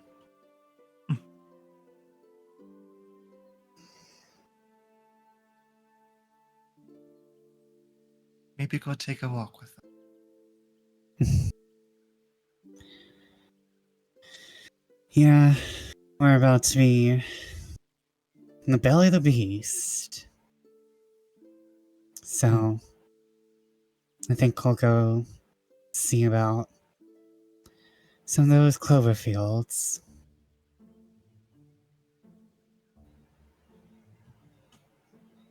You know, you're an awfully soft man when you're not plotting. You should try that side of yourself more often. Maybe lead with it. I love to be soft. I love to be digging around in the dirt. I've just been in hell for the past few weeks. Ah, yes, but in hell you found a heaven, didn't Okay, now you have to stop. you? Sorry, it's all the romantic books just kind of come into my head. Mm. If you want to read my favorite book, I'm not sure if you've seen this. And Oleander will pull out the story about the witch and the star falling in love. This is one of my favorites. I've I don't know if it's this one, but I've read a similar story. Maybe a little bit a bit different. Less wholesome, you'd say? Less wholesome indeed. Hmm. One of my sisters. Yes, the famous diamond Stoneheart. You'll be meeting her soon enough. I've heard about some of her from Madame Babia, so I'm maybe a little excited. Good. Well, I've got to go. I'm working on something for Gwyn and Essie. Mm. I just wanted to say that. It was nice.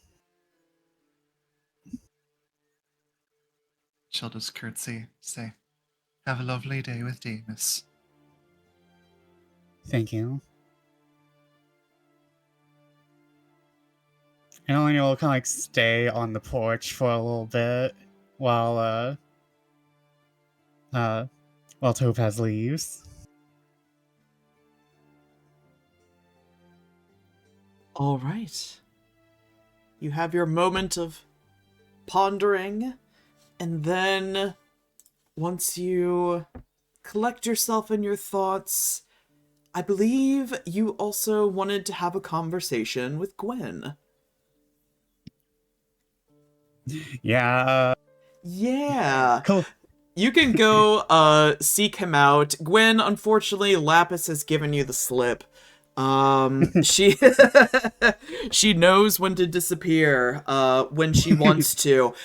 Needing to hide from about 30 siblings will give you that uncanny ability. Furbolgs also can turn invisible on command. Furbolgs can also turn invisible on command. Lord. Oleander, yeah, you could definitely bump into Gwyn and snag him for a conversation. Yeah, I'll try. I'll see Gwen like looking around like Scooby Doo for Lapis, and like Oleander will like kind of like give like a little wave. It's like, can I speak to you, Gwen? Oh, Oleander, sure. I could use the distraction. Yes. What was on your mind? Come with me, and like he'll like take Gwen on a walk outside, like not too far away, but like within the grounds. Mm-hmm. Uh, I just want to know what are your thoughts on all of this. And he like motions to the carriage, to the manse, to the direction of the kingdom.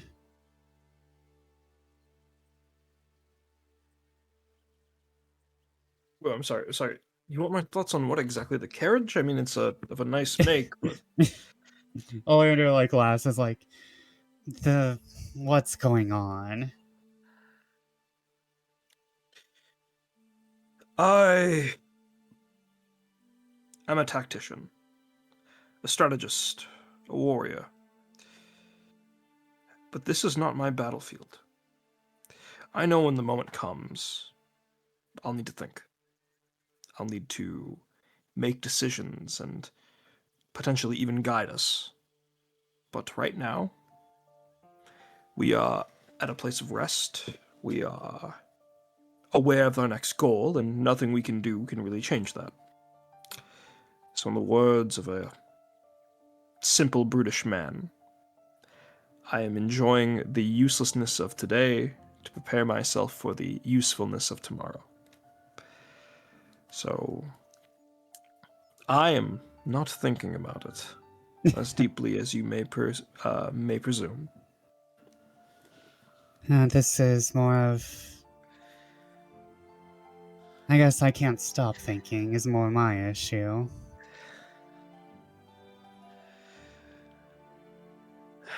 What are you thinking about?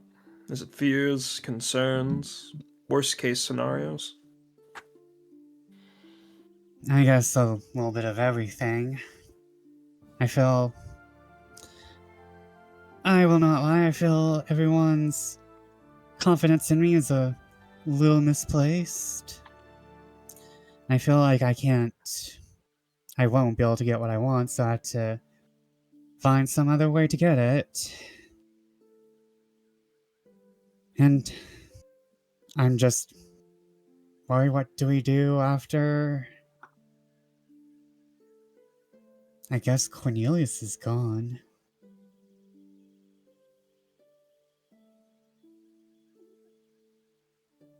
It's the star, not you. What do you mean worry about when Cornelius is gone? What do you mean after our journey's completed? I thought that much would be obvious to someone like you. Someone who studies the past should know very well what's in store for our future, yes? No, I don't. I suppose one of Topaz's books probably has a better answer for you, but something I was hoping along the lines of something like, and they all lived happily ever after. Hopefully in our case with more political reform, but that's my personal motivations coming through. I don't know what the future holds, but I do know what I would like it to hold, and thinking about that has been nice.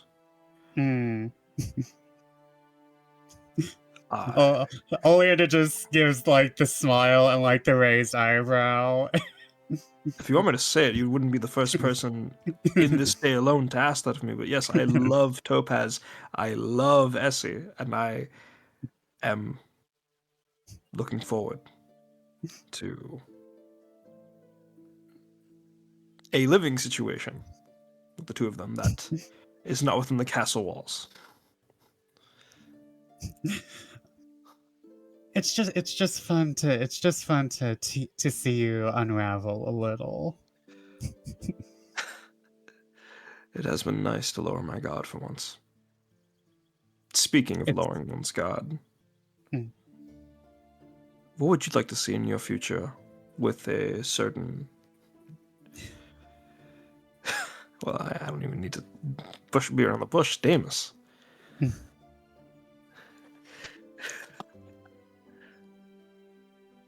I I just want to see him happy. Okay, now, that's great. We all wish for that for each other, but I'm being forthcoming here, and I've only ever been forthcoming with you since the trial started. Be honest. With the chest out now, say what it is you want. It's more that I'm afraid he'll want to explore the entire world and have something other than me, but that's a fear. That's not what I want. It's a fear. What I want is for him to be happy and well educated and do what he wants, and if I'm there as well, that'd make me incredibly happy. I'm not sure about marriage or anything else. I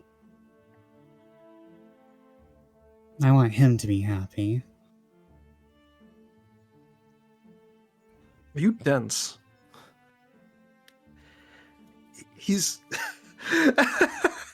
I remember one time I often walked around. I mean, you were well aware that I spoke with everyone in this group at least once, and I had spoke to Damus, and I confirmed his focuses were on you, and I thought perhaps you were aware of them by this point. He wouldn't be reciprocating these affections if he weren't, and you know you're his happiness, so think about it. Think about how the two of you will, I don't know what you do, dig up rocks, write records, lick dirt, together. Damus does not seem like the kind of person who wants to think too far ahead, and will gladly follow you wherever you lead him.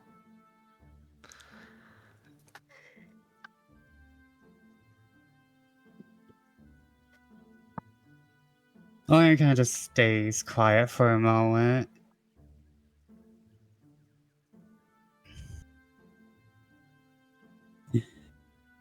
I know. Topaz just browbeat that into me too.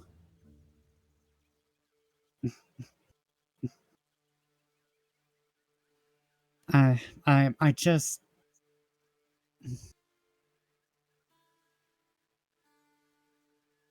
just want the most for him, and I'm afraid that... No, I should be quiet. I just said I wouldn't say any more what ifs. We have too many what ifs to deal with.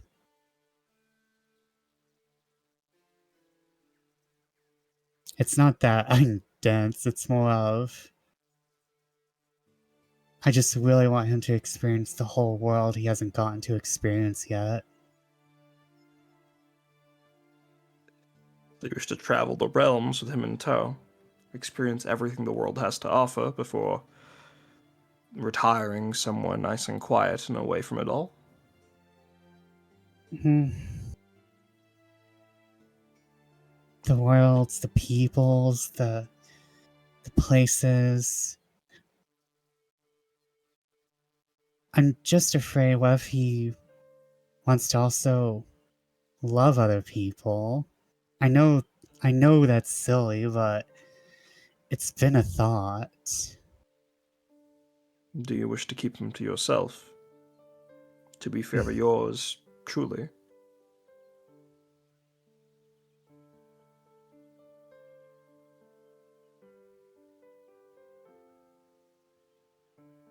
I would be afraid to leave his side at this point. Now a less wise man would tell you that all things you let go of, if truly they love you, will return to you. That is a load of bullshit. I have done that far too many times. And I know with the people here, I will hold on to them as tightly as any king with his treasures. I will not let them go. And if you truly, truly love Damus, then you would be doing him a disservice not doing the same. And you know this. I'm not saying chain him down, unless, whatever you wish, but don't let him go without a fight. If what you fear does come to pass, you will deal with it together. But all the more reason to try in this moment.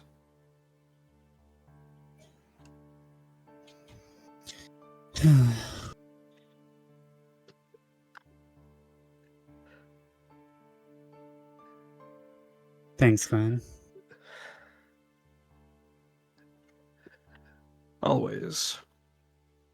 We two are comrades, even if we don't share, even if we will not be sharing the same battlefield for long. I will probably come to you tomorrow for some stuff once I've figured out what I want to do.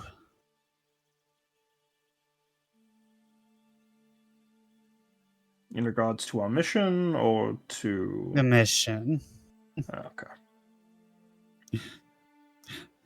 You have your own things going on.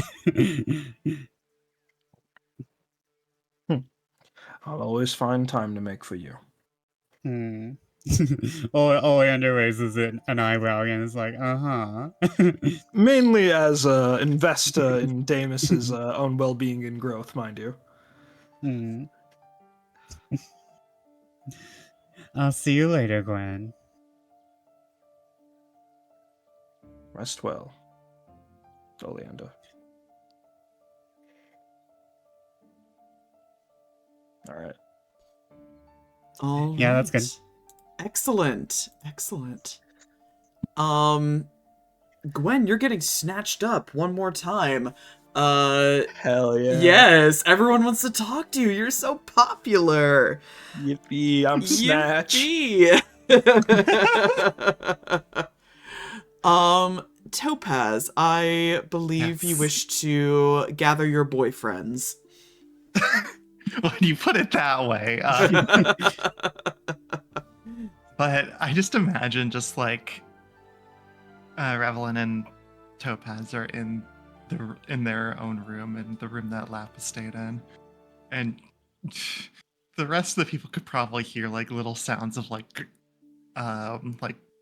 metal on stone happening from a lot outside. of grinding happening, yeah. The subtle sounds of machinery.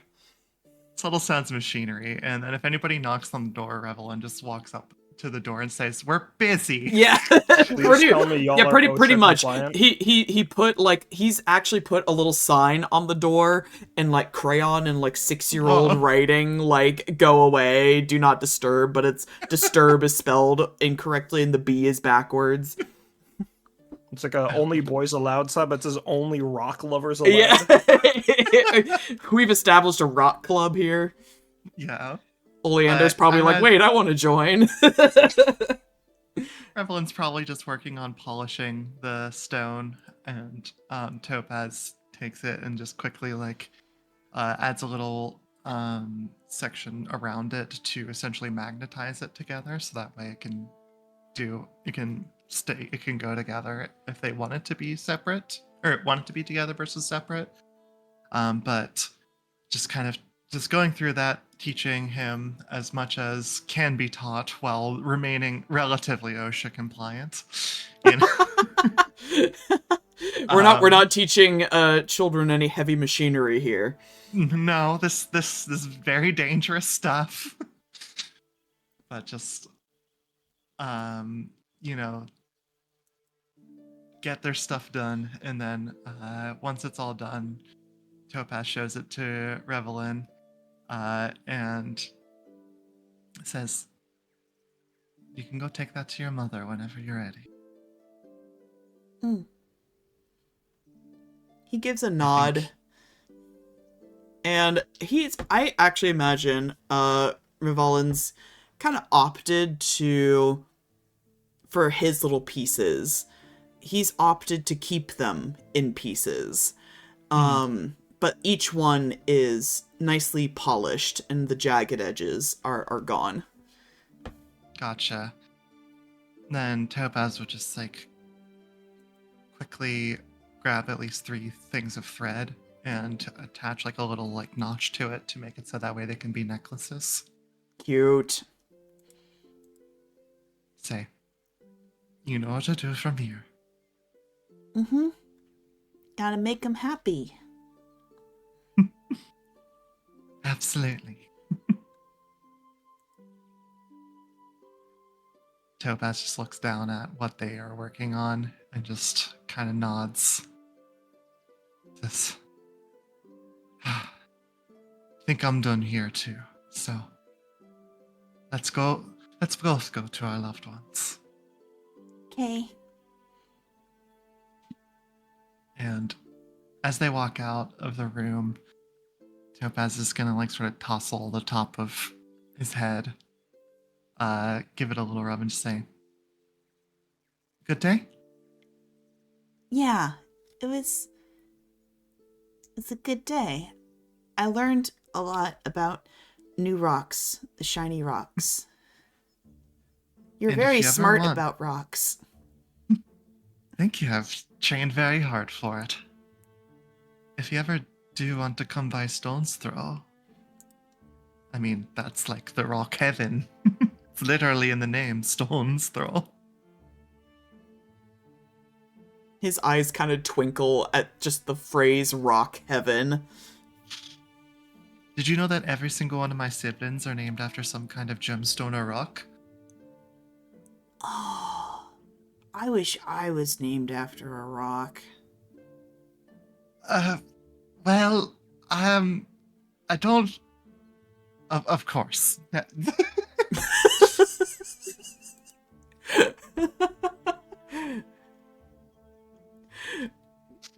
But yes, you can leave Revelin to his further rock musings and present your gifts. Mm-hmm.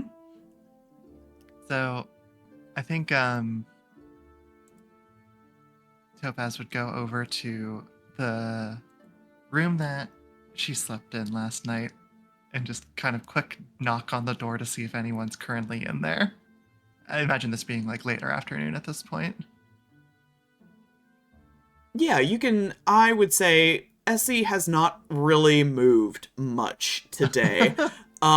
He's had a what appears to be a lazy day, but it's more like when your body and your mind is tired and you finally have a moment of calm, you just collapse. And that's kind of what's happened to Essie today. Hence, no one's really seen him yet. So on top of, struggling with, overcoming his nocturnal nature, his life has been in danger more times than he can count in the last handful of weeks. This has felt like a truly safe place, and he has been indulging in the quiet and the soft mattress and the silky sheets, and he's done very little today. So when he opens the door, it's almost like it's kind of like he just crawled out of bed, but he still looks really glamorous, and it's kind of unfair. Like, he's got... Like, he's got a subtle bedhead, but his hair still falls in, like, almost perfect waves. He's dressed in, like, this luxurious silken dressing gown. And just kind of gives you a kind of a sleepy smile and just, good morning. It, it's nearly 5, Essie. Is it? It is indeed. He looks out the window and sees the sun starting to set and just, well. I didn't wake you, did I? No, I've been awake, just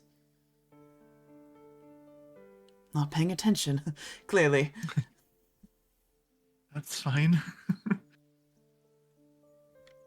But I have something for both you and Gwyn, but I wanted to make sure that I guess that you're awake and aware. I am, yes. I haven't seen Sir Gwyn, though, for several hours. I think here he is now, yes. Just opens the door. Studio applause. Baseline plays, ba-doo-boo. I see you're all ready to retire for the evening. I hope you had a good day, Essie. I had knowingly smile. I had a very uneventful day. Thank you for asking. I suppose staying in bed will do that to you. Did I? I'm glad I have you both here. And would you mind both sitting down? There's something I wanted to give to the both of you. Of course. You can see Topaz is kind of hiding their right hand a little bit in their dress.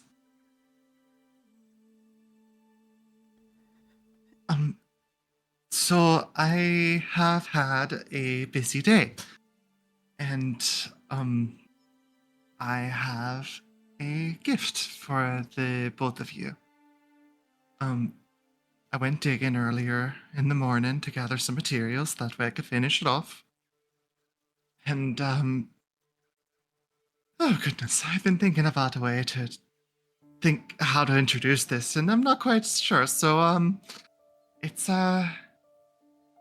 this. And Topaz kind of raises their right wrist to show what is a little bracelet. You can see there's a bunch of sort of soft rope.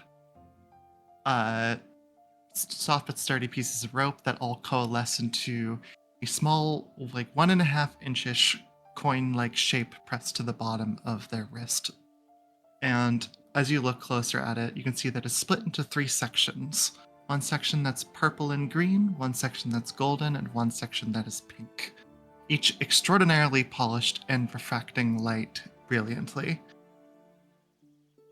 And I made one for each of us. So one for you, Essie, and one for you, Gwyn. It's a bracelet that has a gemstone that I think of for each of you, and then, of course, a topaz for me. And it pops off, so that way that the gemstone essentially fastens itself to your wrist. You did all this in a single afternoon. Mm-hmm.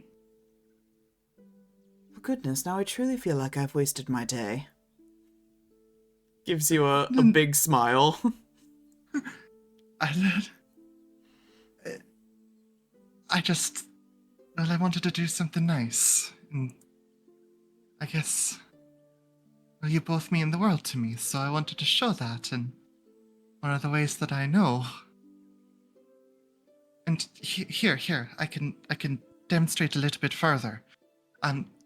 Gwyn, for you, and she points to the greenish purplish one, says, I chose Alexandrite.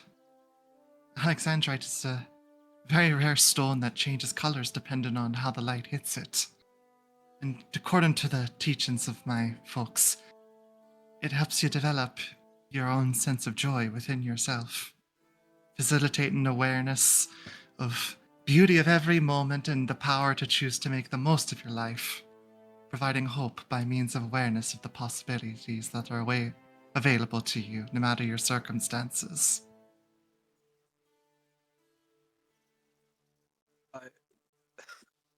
And he like closes his eyes as he puts his fingers with them, like he's like starting to tear up a little bit. Here I was about to tease you for giving us gemstones to remind us about ourselves, and all I wish was to be reminded of you two, but That's the idea. It's the three of them complex. put together seal it, so that way it doesn't fall off the wrist. And that when it's pressed against your... the way that it's shaped and made, it presses against the veins of your wrist, so that way you can feel the heartbeat of... You can feel the heartbeat against it and know that even when we're apart, we're still together.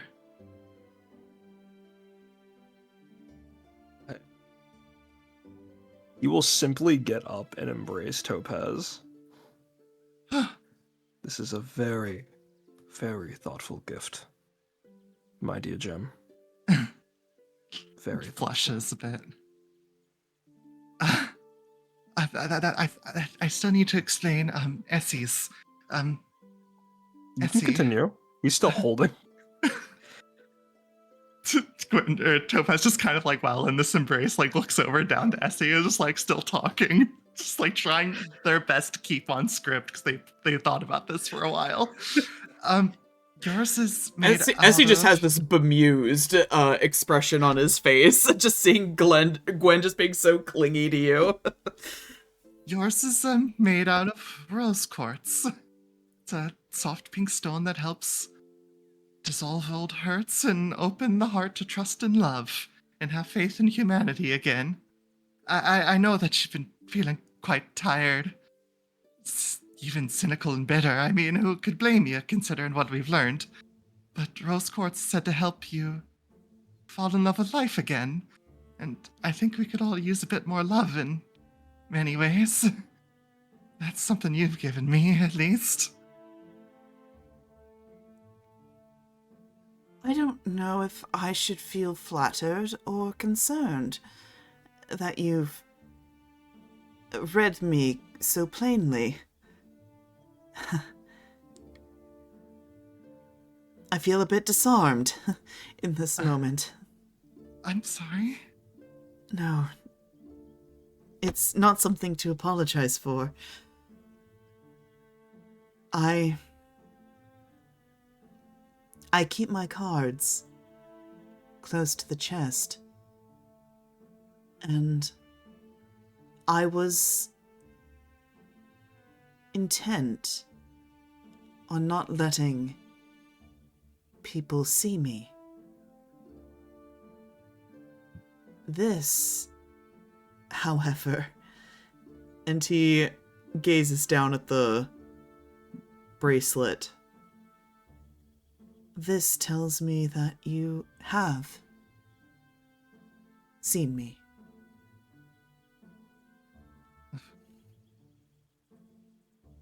I think so.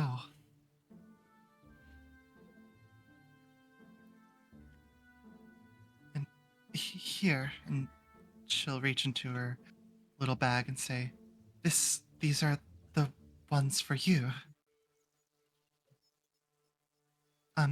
Essie, it should fit perfectly. I've been mentally taking note of your wrist sizes to be sure of it. Those are the only parts of our arms you've been taking notes of for size. Well, I mean, I think I can just... I think I can judge at least what your shoulder lengths and everything. It's kind of a part of the job of being a seamstress. So, Gwyn, I made yours with a bit more of an elastic material, and a bit more give to make sure that whenever you change, it'll still fit just as well.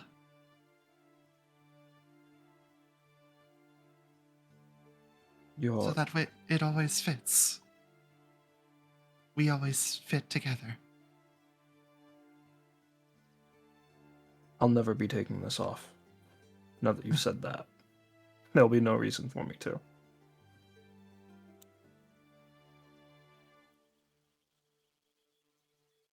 If I may,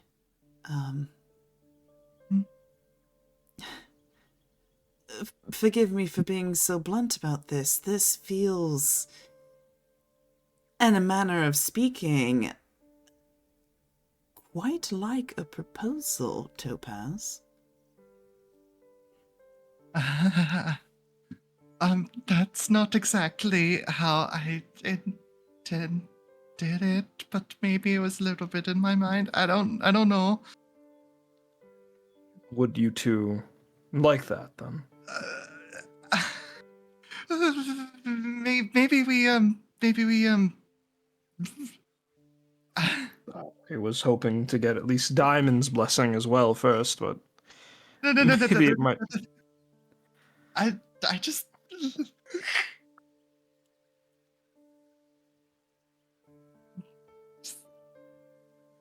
I do love the both of you.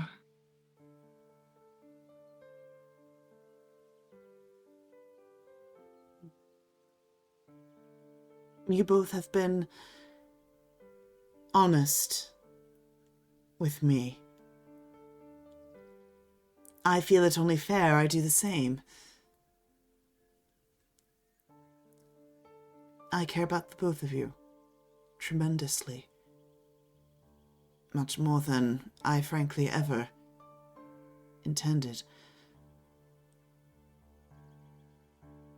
I accept your gift, Topaz. I accept what it means, what it stands for. Until this...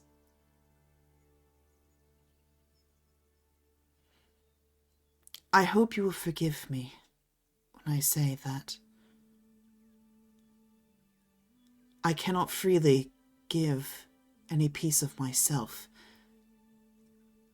until I know that all of this is seen through.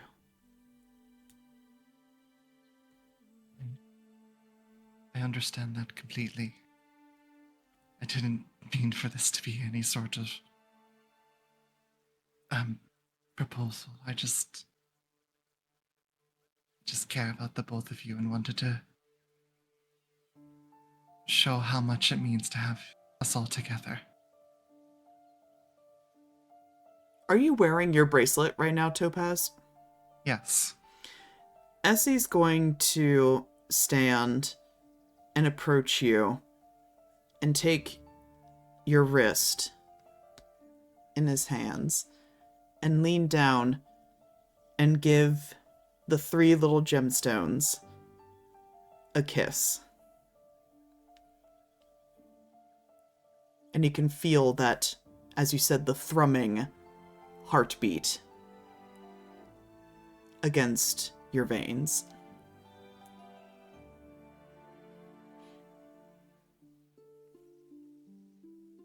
And he'll approach you, Gwyn, and do the same.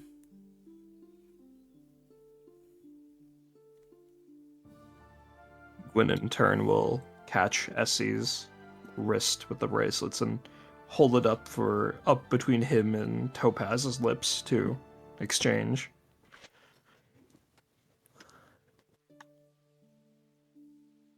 I hope that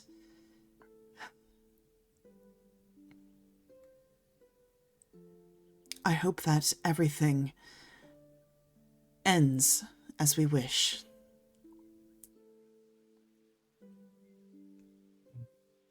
I hope so too. I know that it's going to be difficult in the coming days, but Difficult, that shouldn't. yes, but I think more plausible. Knowing I have the pair of you And Miss Stalwix, Mr. Oleander, everyone that we've gathered thus far, I feel very good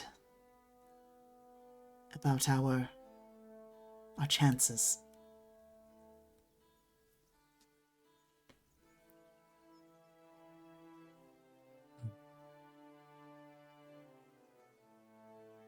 We'll be all right.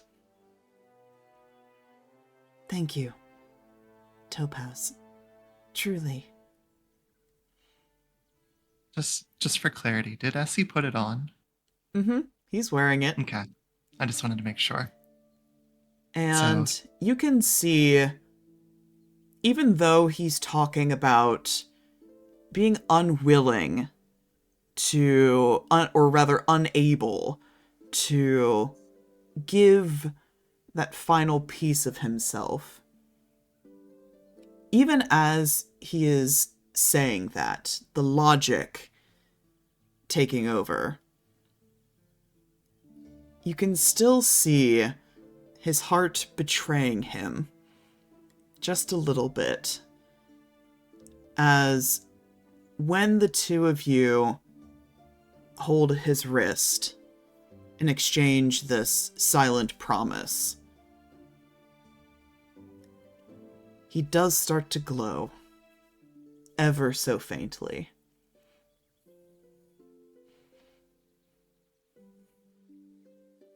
The last thing I'll say is maybe we fade out of the scene with a triple forehead touch. Oh, the forehead touch. All right. All good for there? Mm-hmm. I love my friends. All right. Luella, you are next on my agenda. You wish to speak to Essie as well. Essie has finally emerged from his room after the conversation with Gwyn and Topaz. And as you are searching for him,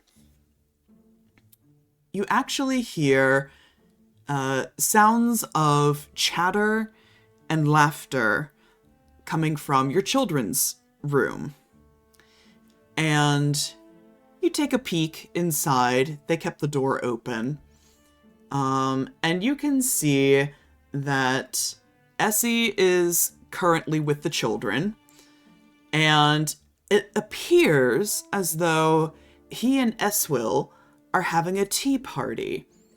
They're both sitting on the floor, and Eswill is pouring invisible tea into his cup, and Rivalin is sitting behind Essie, and he is brushing Essie's hair with like a little toy comb. He's kind of swaying contently as he does so. He's humming to himself. And as Essie is playing with the children, you also catch a subtle glow emanating from him in this moment. Essie picks up his teacup, and immediately Eswill starts chastising him, saying, "You're not holding it right." To which he responds, the way I'm holding it is perfectly fine. You're supposed to have your pinky out. It's good manners. And Essie lifts his nose at that and just, Manners. Manners are a societal structure constructed to enslave the populace into behaving in an acceptable way to those in power. You are a smart girl, Eswill. Do not fall victim to it. But Miss Lavinia says we should be proper. Well, maybe you should tell Miss Lavinia to... And at this moment, he notices your presence, Luella, and he gives you a big smile, big innocent grin, and... Miss Stalwix, Are you here to join the tea party? It's invitation only, I'm afraid. Lady Eswell, did you invite Miss Stalwix to the party? And Eswell looks up at you with her big black eyes and chirps happily. Mama's always invited. Well, then I suppose you'll have to join us, Miss Stalwix, please, by all means. I'm so sorry. I have to step away for a minute or two. I'm so sorry. No, it's okay. You're good. You're good. I'll be back in just a minute. Okay. All right, let's see here. While Luella is stepping away, did we have any conversations that we wish to add to the agenda? I want to very talk to tempted. S. Oh, sorry, go ahead. I wanted to talk to. Oh, fuck. Shit. I think you I was said like, that's Esme. Yeah, I was gonna say we should probably ask Essie about. Hey, buddy, you glowing? Okay. Player has concerns. I'm sorry, Vesper. Was there something you wanted to talk about? I'm Yeah, sorry, well- dude. I literally said Vesper, go ahead, and then went. So sorry. Oh. I was gonna say I want to have a romantic moment with Damus, but depends on the time. Yeah, you know what? We haven't heard from Damus today. Let's have a Damus Oleander chat. Where would you like to meet him? Since it's like nighttime, can we like go on a moonlit walk Absolutely. or like an evening walk? Absolutely. The sun's going down. It gets dark pretty early being in the forest. So you can have a quiet evening stroll through the woods, through the clover fields. And yeah, have a quiet moment to yourselves. He'll happily join you and dress himself up a little bit more as it's getting colder, put his tie back on and his vest and jacket. And he just seems very very content to be spending some time with you. As like we're walking, like Oleander's not trying to do the majestic deer thing. It's kind of just happening though. Like you kind of puff yourself up around someone you think is cute.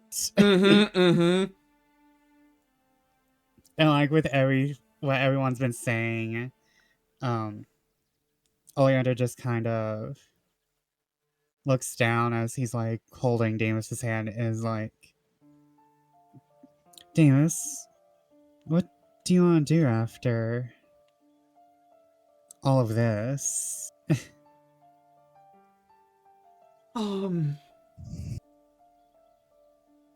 I'd say that I haven't thought about it much, but that's kind of not true at all. I have thought about it a lot.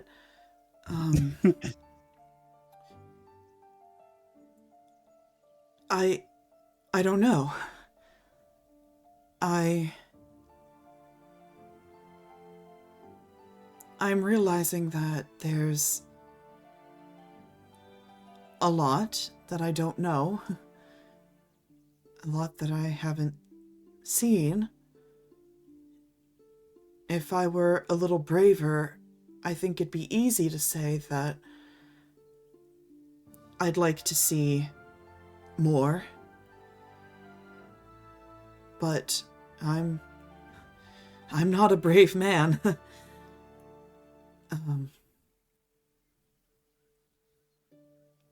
Bravery isn't doing things without thought or reaction. It's acting even when you're scared, and I think you're pretty brave. That's very nice of you to say so. I don't feel brave a lot of the times, but I think I am learning to be. I never would have thought of leaving my master for this long, let alone contemplating never going back. I never considered that to be an option. It's nice to know I have options. Do you want to go see your parents? I wouldn't know where to look. I don't really remember where they lived. It's been so long. But A little bit of something we have in common.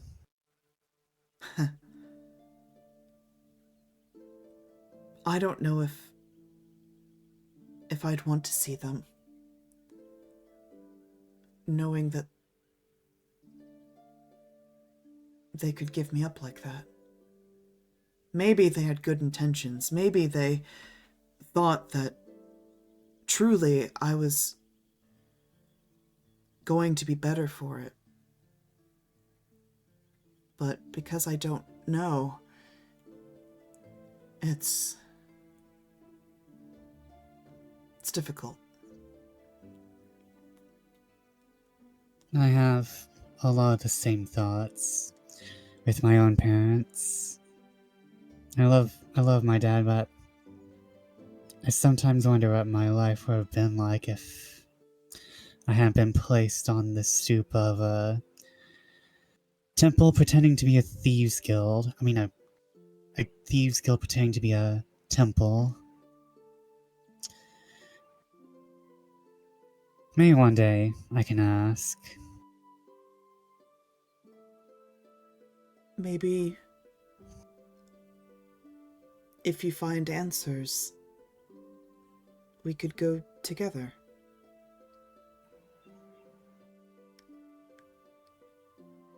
I like to show you the world. I like for you to see everything you haven't. World's a big place. And it's filled with a lot of dusty archaeological tombs and people who haven't been seen in a while except by historians and archaeologists, and there's so much more than tomes. Even though I like my tomes, I like my artifacts, I know you deserve to see a lot more than tomes and books and a room underground. You say that like I don't like looking at books and tomes.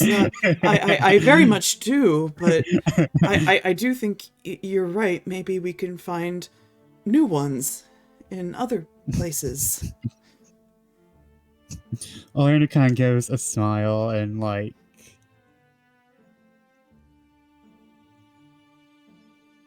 I'm so worried about everything right now, and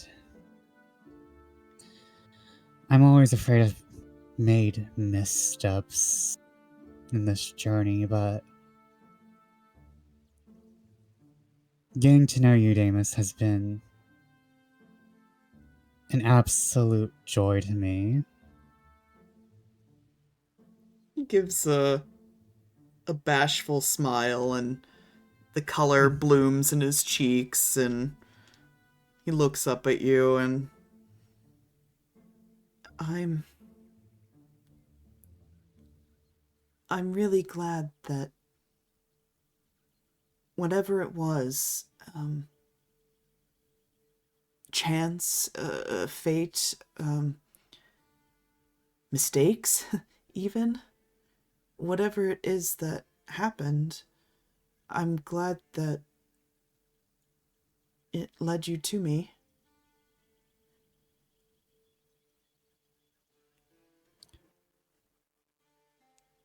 Oleander doesn't say anything. He just leans down and cups Damus's cheeks in his hands and leans in for the tilted head kiss. Oh, he gives you a kiss back, and when he pulls away, just looks up at you from those unfairly long, beautiful doe eyelashes, and he just looks remarkably at ease in this moment.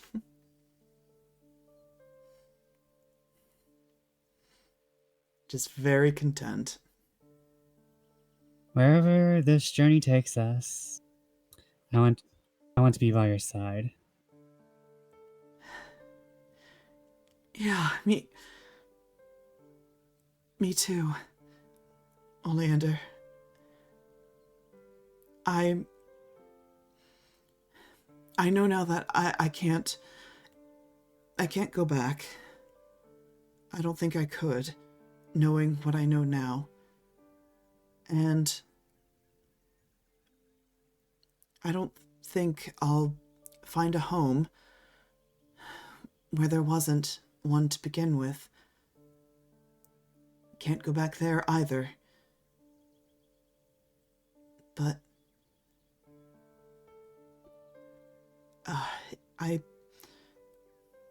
Your home.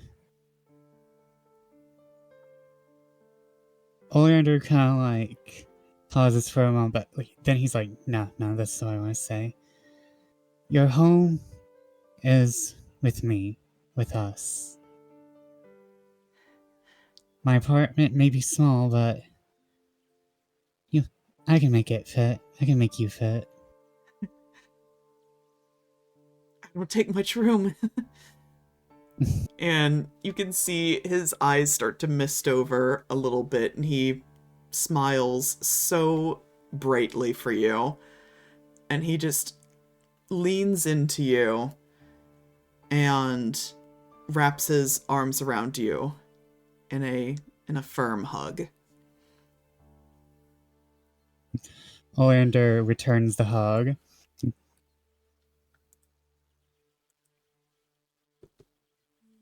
All right. Anything else you wish to say to Damus in this moment? No, but I'm just imagining Play just being like, oh, I told him not to do this. Just like off in the trees. It's like, God, he's fallen in love. This is so breaking all the rules of Fight Club here. All right. Ares, have you returned? Hello, sorry about that. No worries. Just want to make sure we're Gucci. All right. You've been invited to a tea party with Essel, Eswill, and Essie. I would love to join. All right. You take a seat at this table, this little kiddie table. Essie has been loudly proclaiming that he doesn't need to know proper manners because it is a societal construct. Eswill is saying that it is very important to be proper. And you sort of enter in the middle of this this conversation, this debate, if you will.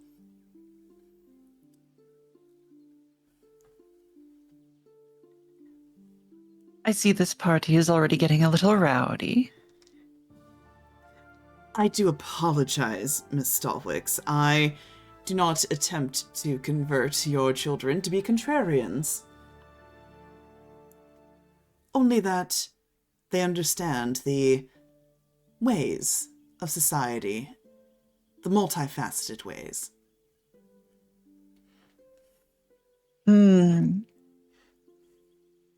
And yet I think Eswill here is doing perfectly, as someone who would be an authority is telling her to do other than what she feels is correct. Is that not exactly what you are preaching, Essie? Eswill floofs up in pride at that, her little chest puffed out, and she takes a sip of her pretend tea. And Essie gives a smile, nods in your direction, just, touche, Miss Stalwix, touche. I cannot argue that. I will say, though, you have two remarkably bright children. I've had a most enjoyable afternoon with them.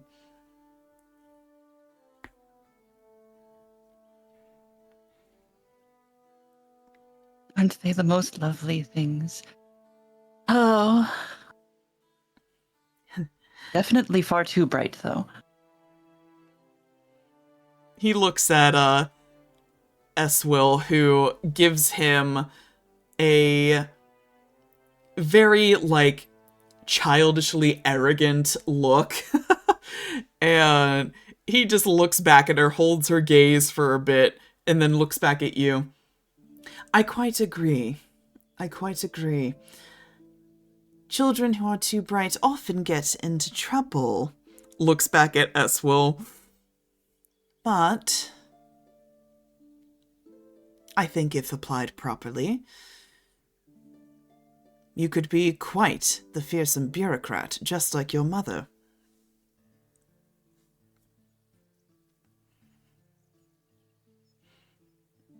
I would rather hope that she would choose something far more appropriate for her intelligence than to be a bureaucrat. You would not like her to follow in your footsteps? I would not. I think she is destined for far greater things. Greater than a bureaucrat. Politician, perhaps? Would you like to make Goodness, no. laws, Miss Eswill? And she kind of ponders this for a moment and goes, if I make laws, people have to do what I want then. Oh dear, I fear she will be a good politician. Oh, goodness. Luella makes a big showing of exaggeratedly taking a large swig of pretend tea. I rather wonder how Miss Lavinia does it, wrangling these two intelligent children.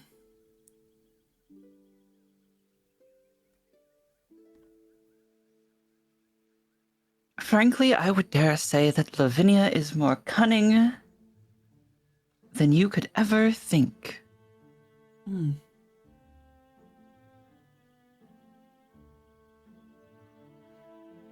Revelin, what And do you think? Would you like to be a politician when you grow up?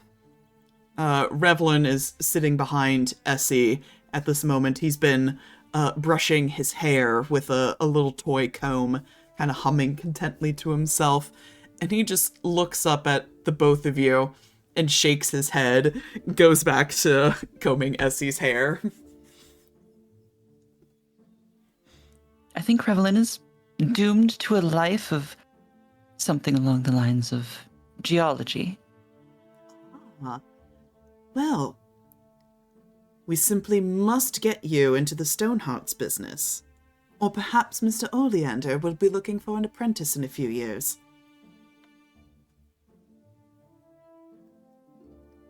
What would you say to that, Revelin?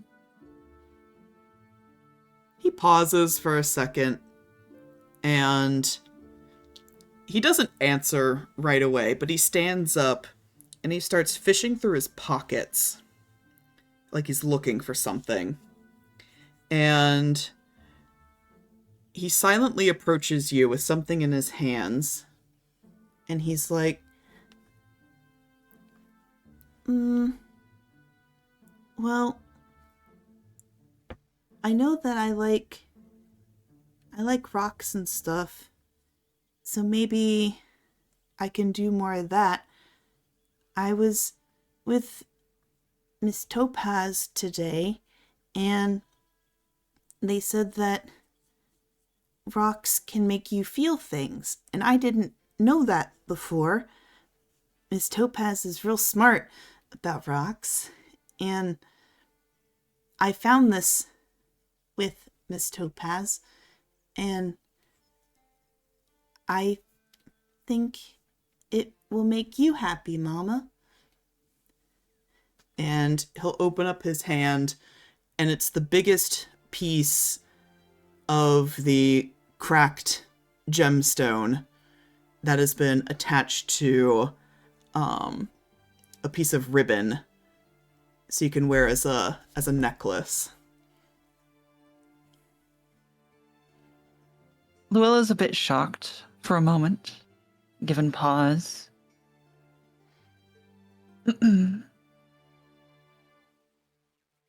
And as you might notice, she's getting a little teary-eyed almost immediately.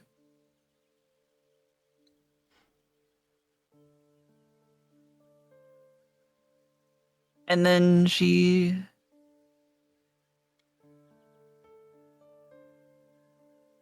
all she can do is take the stone very carefully, her hands trembling slightly. Put the ribbon over her head so that she is wearing it. And then very quickly scoops up Revelin into a big hug. He kind of squawks a little bit, just... Do you like it, Mama? I do very much. At this point, Eswil is practically crawling over the table, like, no fair, no fair! I want something pretty like that. And Revelin's like, well, I got one for you too, but now I'm not gonna give it to you. And so the two of them start bickering about it. As he takes another sip of his pretend tea, just watching this scene unfold. Luella is going to let Revelin go so that they can have their little bickering match. They scamper off to a corner of the room. Revelin's got the other gemstone necklace in his hand, and he's running away from Eswil. Eswil's trying to catch up to him because she wants it. And Essie will look at you as you are watching the two of them scamper off, and puts the teacup down and looks at you very squarely.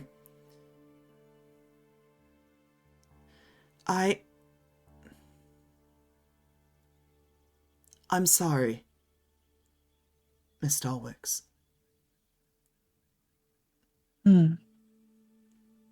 I want to apologize for what I put you through. The third trial. Seeing it all now for myself, experiencing it, it was,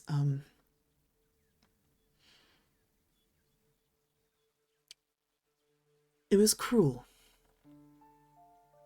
And I should not have put you through that.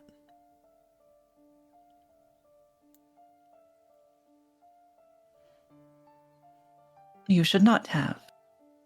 But I'm glad that at least in this instance, you are given a moment to gain some perspective.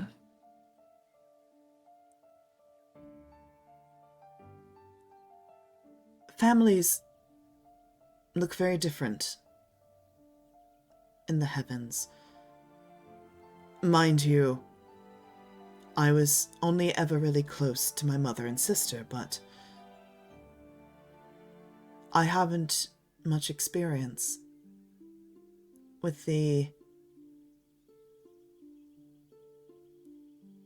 depths of the connections that mortals have. I can see just how much you love them.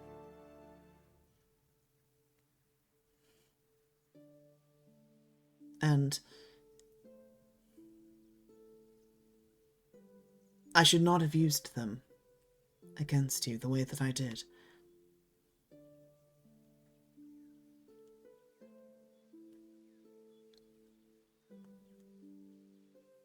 Well,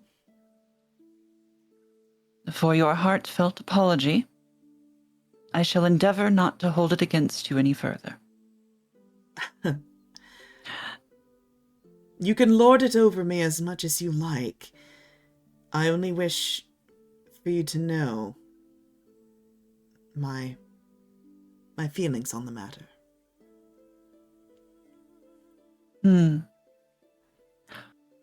I shall save my lording it over you for now until you realize just what kind of connections you've been making here. He pauses at that, and his eyes glance in the direction of his right wrist, and you see a piece of jewelry that wasn't there before. Luella glances at it, and then her smile, for all that it is, widens slightly.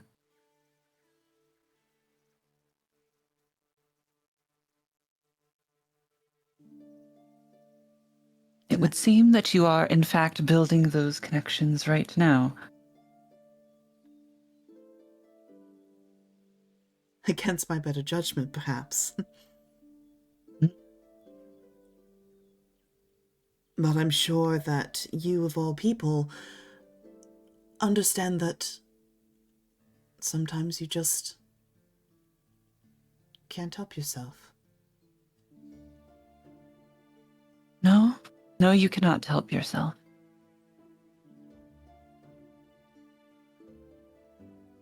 He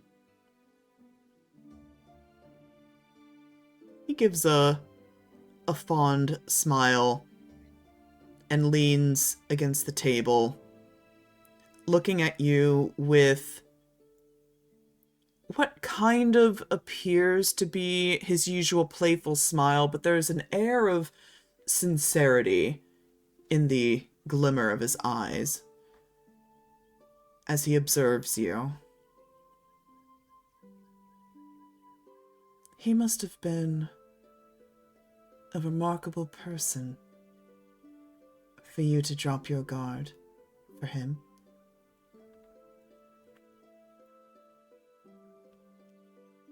Perhaps the most remarkable person that I've ever met. Well, not counting these two.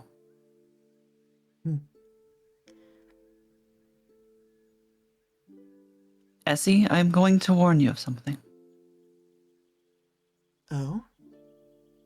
You've said already, you have never felt, or never seemed to have a connection like this before.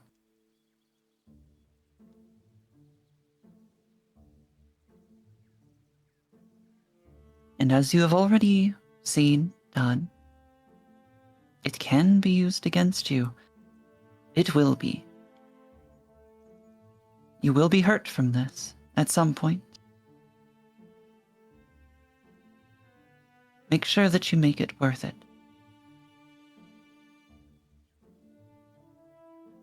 He nods and extends a hand to you,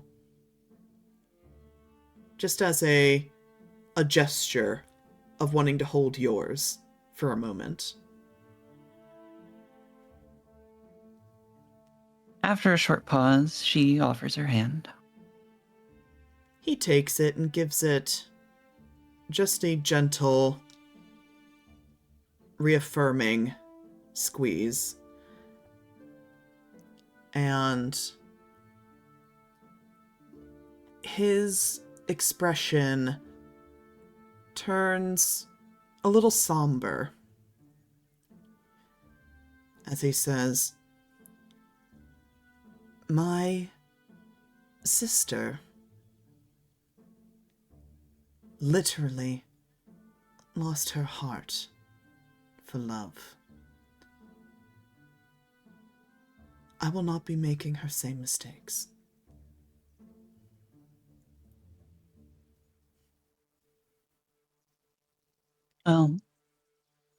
You may think so now,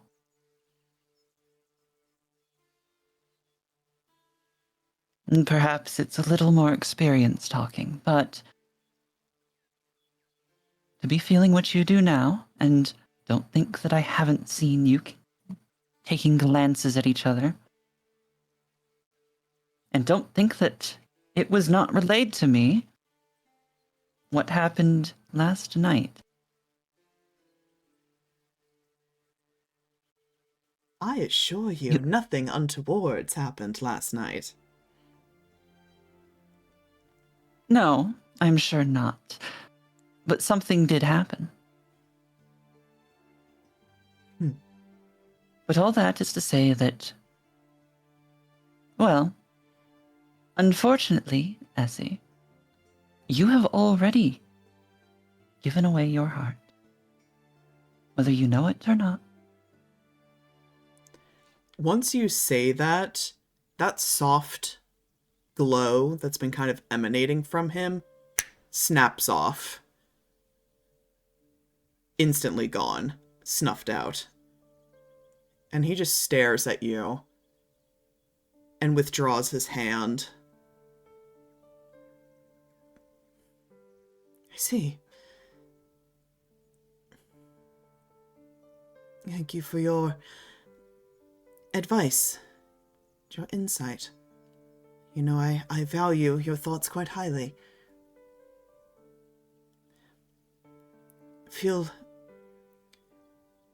Excuse me. I'm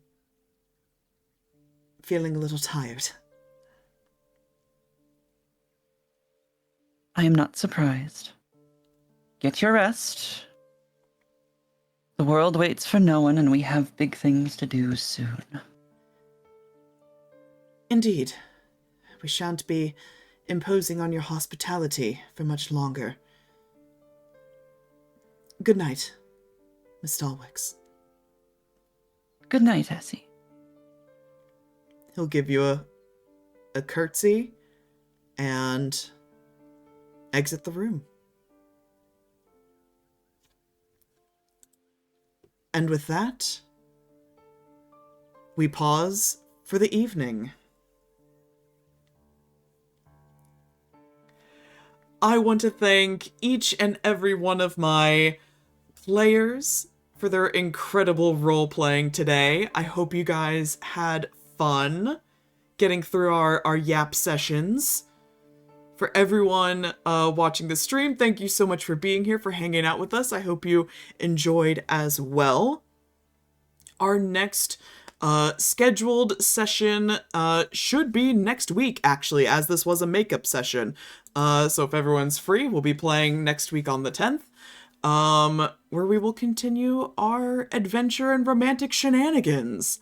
I will also be streaming tomorrow as well for a storytime stream. We're going to be kicking off our holiday readings with A Christmas Story, the short stories that inspired the movie. So that'll be a fun, relaxing, chill, cozy Christmas time vibe.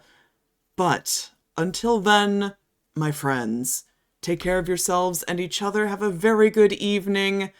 We'll see you next time. Bye-bye! Bye. Bye. Bye.